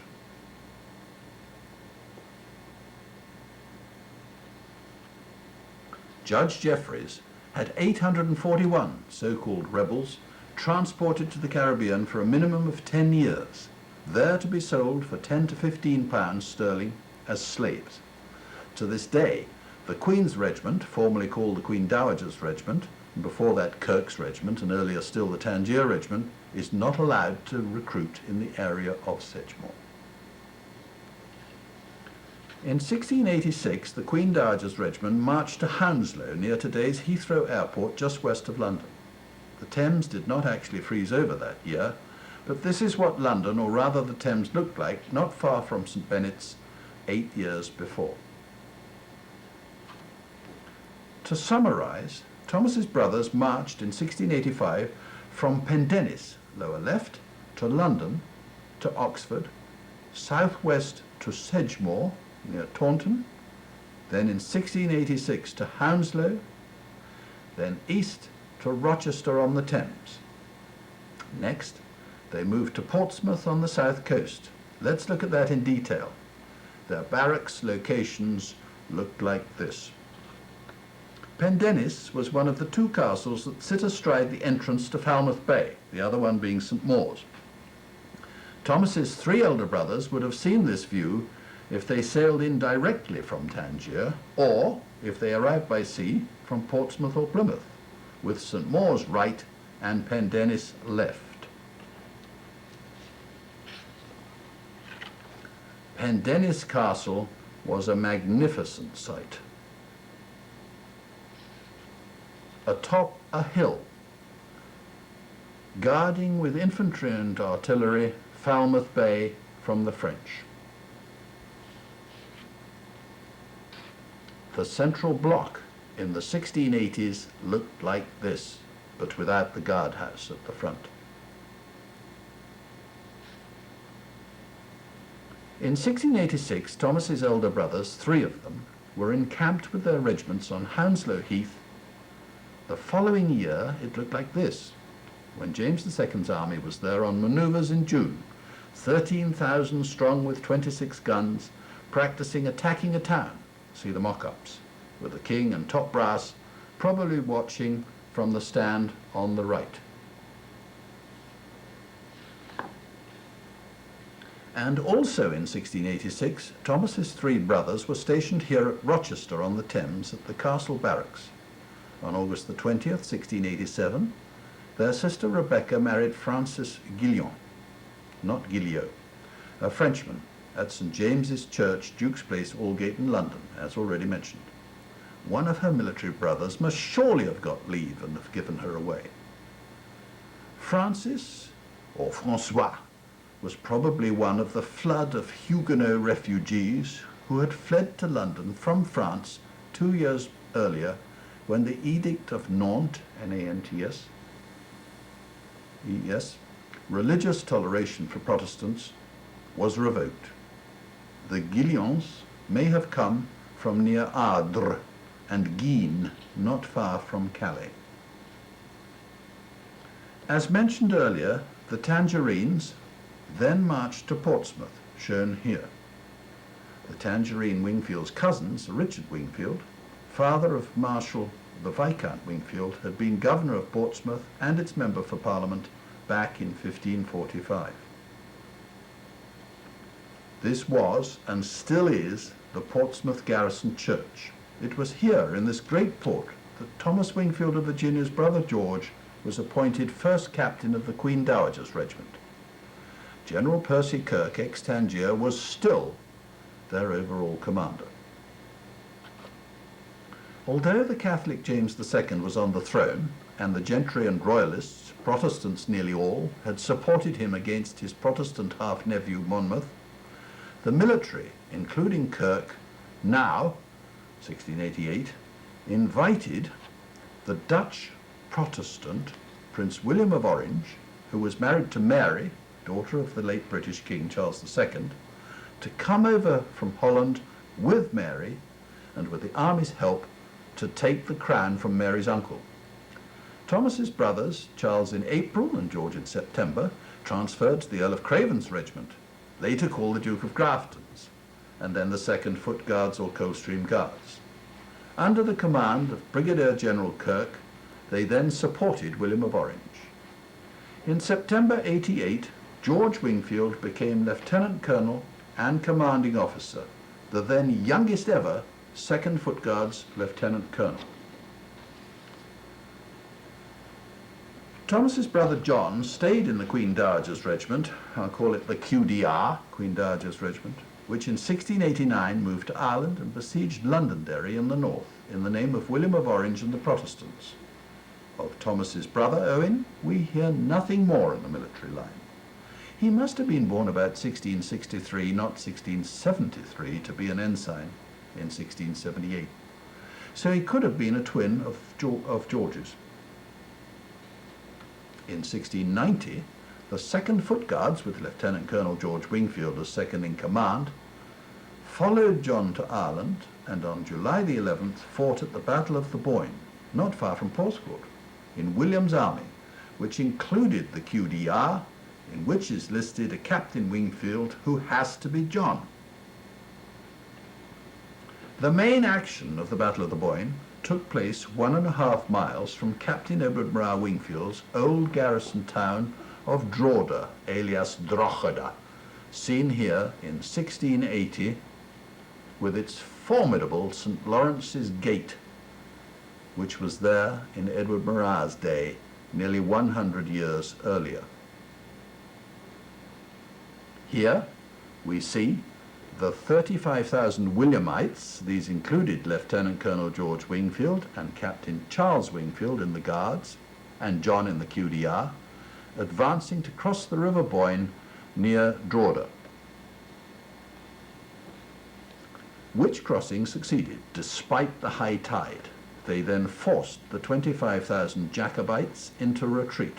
During the battle, James II fled, whereupon William of Orange claimed the crown as King William III.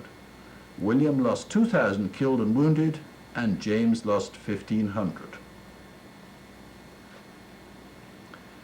In September to October in the following year, 1691, the 2nd Foot Guards, with Lieutenant Colonel George Wingfield as second in command, as part of Ginkell's 16,000 Williamites, induced 12,000 Jacobites to surrender the town of Limerick on the west coast of Ireland.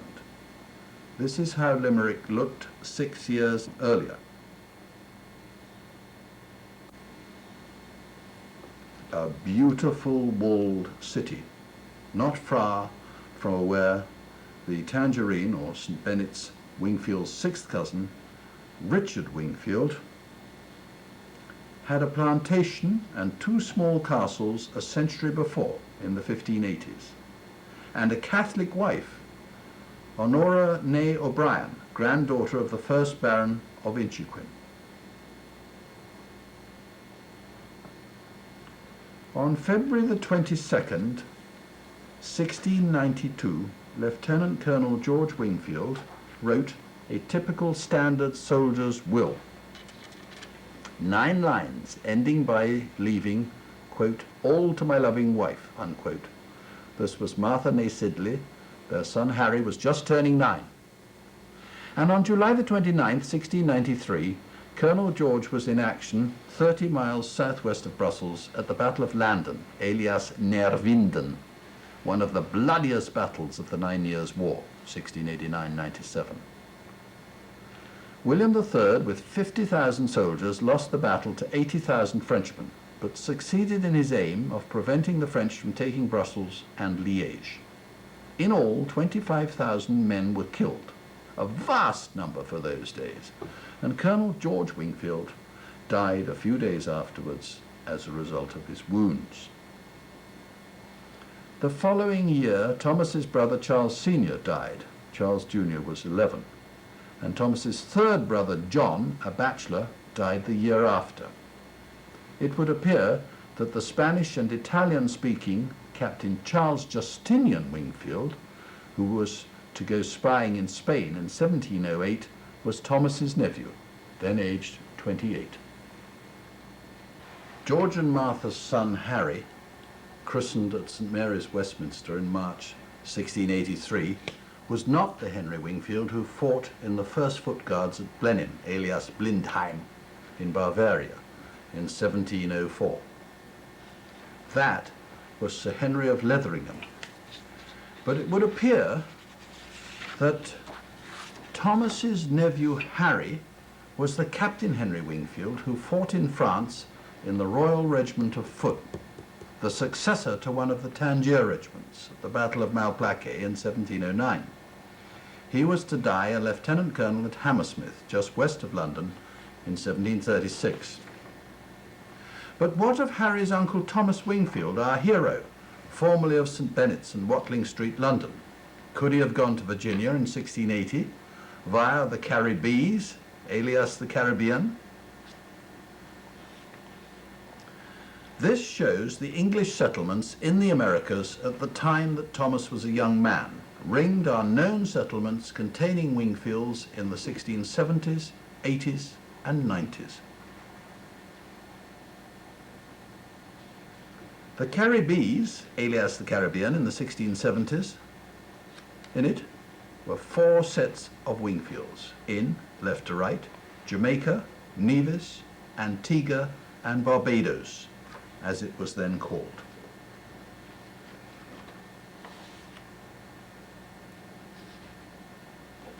In 1673-75 in Jamaica, there was Anthony Wingfield of Crowfield, unless he died on the voyage out, then his brother Harbottle, who clearly knew the formidable old retired pirate and deputy governor, Sir Henry Morgan, well.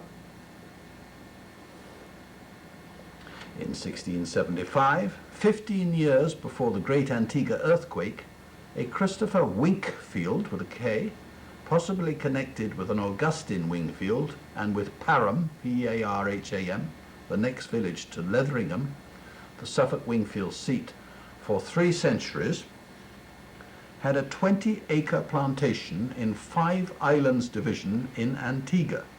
This is the nearest good harbour that he probably sailed into. In 1677, Sergeant, apparently a Christian name, and Maria Wingfield, his wife, and 2 children and 5 slaves were living in Nevis with a Colonel Russell. That same year, 1677, in Barbados, a John Wingfield had a small estate at or near Spikestown, which is actually spelt Speightstown, on the west coast of St. Peter's Parish. That is the top yellow parish shown here. Wingfield River and Wingfield Manor Plantation in St. Kitts, alias St. Christopher, appear to have been named for the Manor of Wingfield in Suffolk, England, the property of Thomas Warner, the founder of St. Kitts, in 1623, and not for one of our family. Wingfield River, in the centre of St. Kitts, flows north to south, and Wingfield Manor lies just southeast of Brimstone Hill, the highest hill on St. Kitts. Wingfield River is not shown on this 1654 French map, but it lies within the circle. Now in detail. In 1677, John Wingfield was settled in Barbados, a John Wingfield, in Spikestown in St. Peter's Parish, where was also a Terrell and a Russell plantation. Did our Thomas Wingfield stage through here? This was a normal staging post on the way to the rest of the English Caribbean.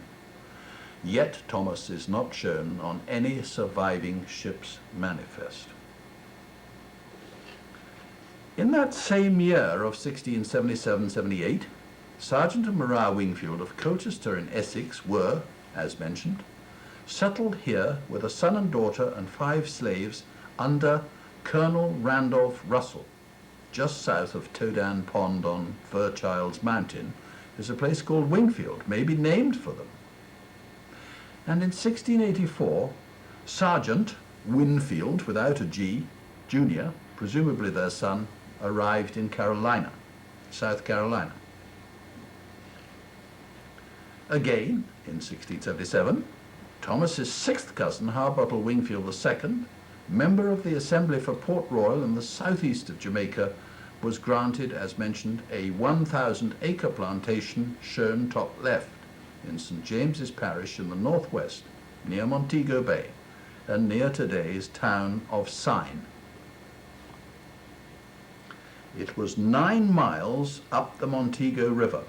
In the 1680s, Harbottle Wingfield II was Clerk of the Court of Common Pleas, a Justice of the Peace, and also Coroner for Port Royal, which was affectionately known as PR. In 1683, in the famous William Flood case, where Harbottle was coroner, his certainly acquaintance, if not friend, that old rogue Sir Henry Morgan, the ex-pirate and Lieutenant Governor of Jamaica, interrupted Harbottle's court, sacked Harbottle's jury, and appointed his own. And, of course, Morgan's man walked. Harbottle Wingfield II died that year. This is Kingston Harbour, from the mainland, looking south towards the Port Royal Peninsula, which runs from our left. Port Royal is at the left tip, right centre of the picture, and was where Harbottle II's house stood. This is Port Royal from the south, with Kingston Harbour and town behind it, to the left. PR then had 2,000 houses, when Williamsburg had perhaps under 100. PR was bustling with merchants and pirates and chock-a-block with inns, many of which doubled as whorehouses and gambling dens. And not least, it was the centre of the slave trade for the Caribbean. Harbottle Wingfield's townhouse in Port Royal abutted the Ship Tavern. By the earthquake come tsunami of 1692, Harbottle Wingfield II had been dead 5 years. But did his family still own this house then? The Ship Tavern, dating from 1674, fronted north on Queen Street, i.e. it was located between the stars on this picture. North is down, incidentally. A1 to B1 shows Port Royal's north shoreline before the great earthquake and tidal wave, and A2 to B2 shows the shoreline after the disaster, in which 600 of the 2,000 houses were tipped into the bay. What exactly happened? Well, it all occurred at Port Royal, north is up here, between 11:40 and 11:42 a.m. on June the 7th, 1692. Suddenly, the tide flowed right out, 300 to 3,000 yards, just like that. And then a minute later came roaring in again as a tidal wave and earthquake. In Port Royal alone, 1,600 to 2,000 people were drowned or were swallowed up within those fatal 2 minutes, and 2,000 perished elsewhere on the island. It was 2 days after Catherine Wingfield Jr.'s 26th birthday, if she was still alive. She was 2 years younger than her 6th cousin Thomas. This is a contemporary print of the Port Royal earthquake. North is up. We presume Thomas Wingfield's Jamaica cousins all perished in this earthquake. Perhaps they were all, if indeed Harbottle brought his wife and 3 children to Jamaica, in his town house, which from its location must have been toppled into the harbour with so many others. Jamaica's records are immaculate, but we have to date found nothing about Harbottle Wingfield's family there. Yet, maybe Catherine Wingfield Jr. and perhaps her 2 brothers, Charles, he'd have been 24, and Harbottle Wingfield III, just 23, were there on that fateful day, rather than on their plantation in the northwest of the island. And we do not know whether, a dozen years before this quake, our Thomas Wingfield staged through here, staying with these cousins of his. Harbottle Wingfield II certainly brought out his servants from Crowfield in England. Surely he must have brought out his family, and he simply must have taken possession of his 1,000 acres in St. James's Parish in Jamaica's northwest, since his name was still on the plantation plats a century later in 1784. Were his heirs there then? Were they actually surnamed Wingfield? In the great 1692 earthquake and tidal wave, in the north of Jamaica, planters' houses, wrote an eyewitness, were swallowed, horses, people, trees, all in one gap.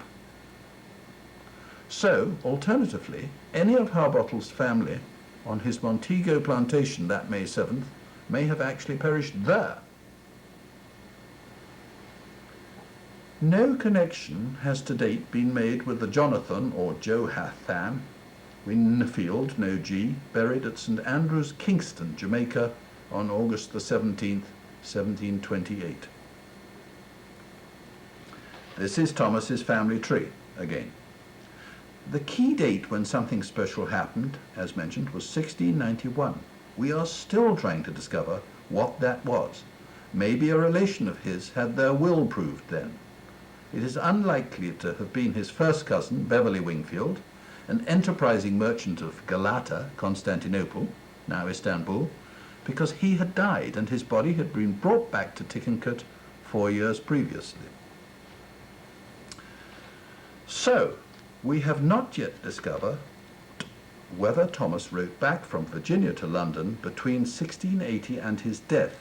Yet Lord Portscourt's researchers for Wingfield muniments in 1894 or earlier must have discovered something to write, believed, died unmarried. Maybe the perhaps key date of 1691 is the date of a letter Thomas wrote, from which those researchers concluded that he might not be married by that date. Could he have written in January 1691, before he married Mary somebody, i.e. before Ruth Wingfield, apparently their first daughter, was conceived? His sister-in-law Martha Wingfield, incidentally, died in 1699 in the London parish of St Giles Cripplegate, the parish in the 1570s of Edward Maria Wingfield's nephew, Thomas, son of Jakes Wingfield, and of a mystery Abel Wingfield, gentleman, who was buried there in 1657. Near today's Matapani Baptist Church, we have seen, is where our Thomas Wingfield's headright was claimed. Beside this church driveway and the road, near the splendid red brick church, in 1977, the Wingfield Family Society placed this simple, attractive memorial for Thomas Wingfield of York River, son of John Wingfield, York Herald. We know too little of his life in Virginia, except that he would appear to have moved from this place, presumably in the 1680s, to St. Peter's Parish, New Kent County, Virginia, where he and his wife Mary apparently had 3 daughters. It would appear that he also had sons, Thomas, John and Robert. May Thomas Wingfield of St. Benet's Paul's Wharf, London, and of the upper York River rest in peace, in the knowledge that he is not forgotten. He certainly had a challenging life. He lived through the Great Plague and the Great Fire of London, which must have burned their house down, through his father's bankruptcy, imprisonment, and death, and through his 4 older brothers abandoning him and sailing off to Africa in their flashy scarlet uniforms. And he survived a transatlantic voyage and apparently the back-breaking labor on a plantation in a hellish, mosquito-infected swamp. Thomas Wingfield, 1665-1720, son of John Wingfield, York Herald. This marker commemorates the arrival in the New World of Thomas Wingfield, baptized St. Benet's Church, Paul's Wharf, London, March 29, 1664, died St. Peter's Parish, New Kent County, Virginia, December 1720.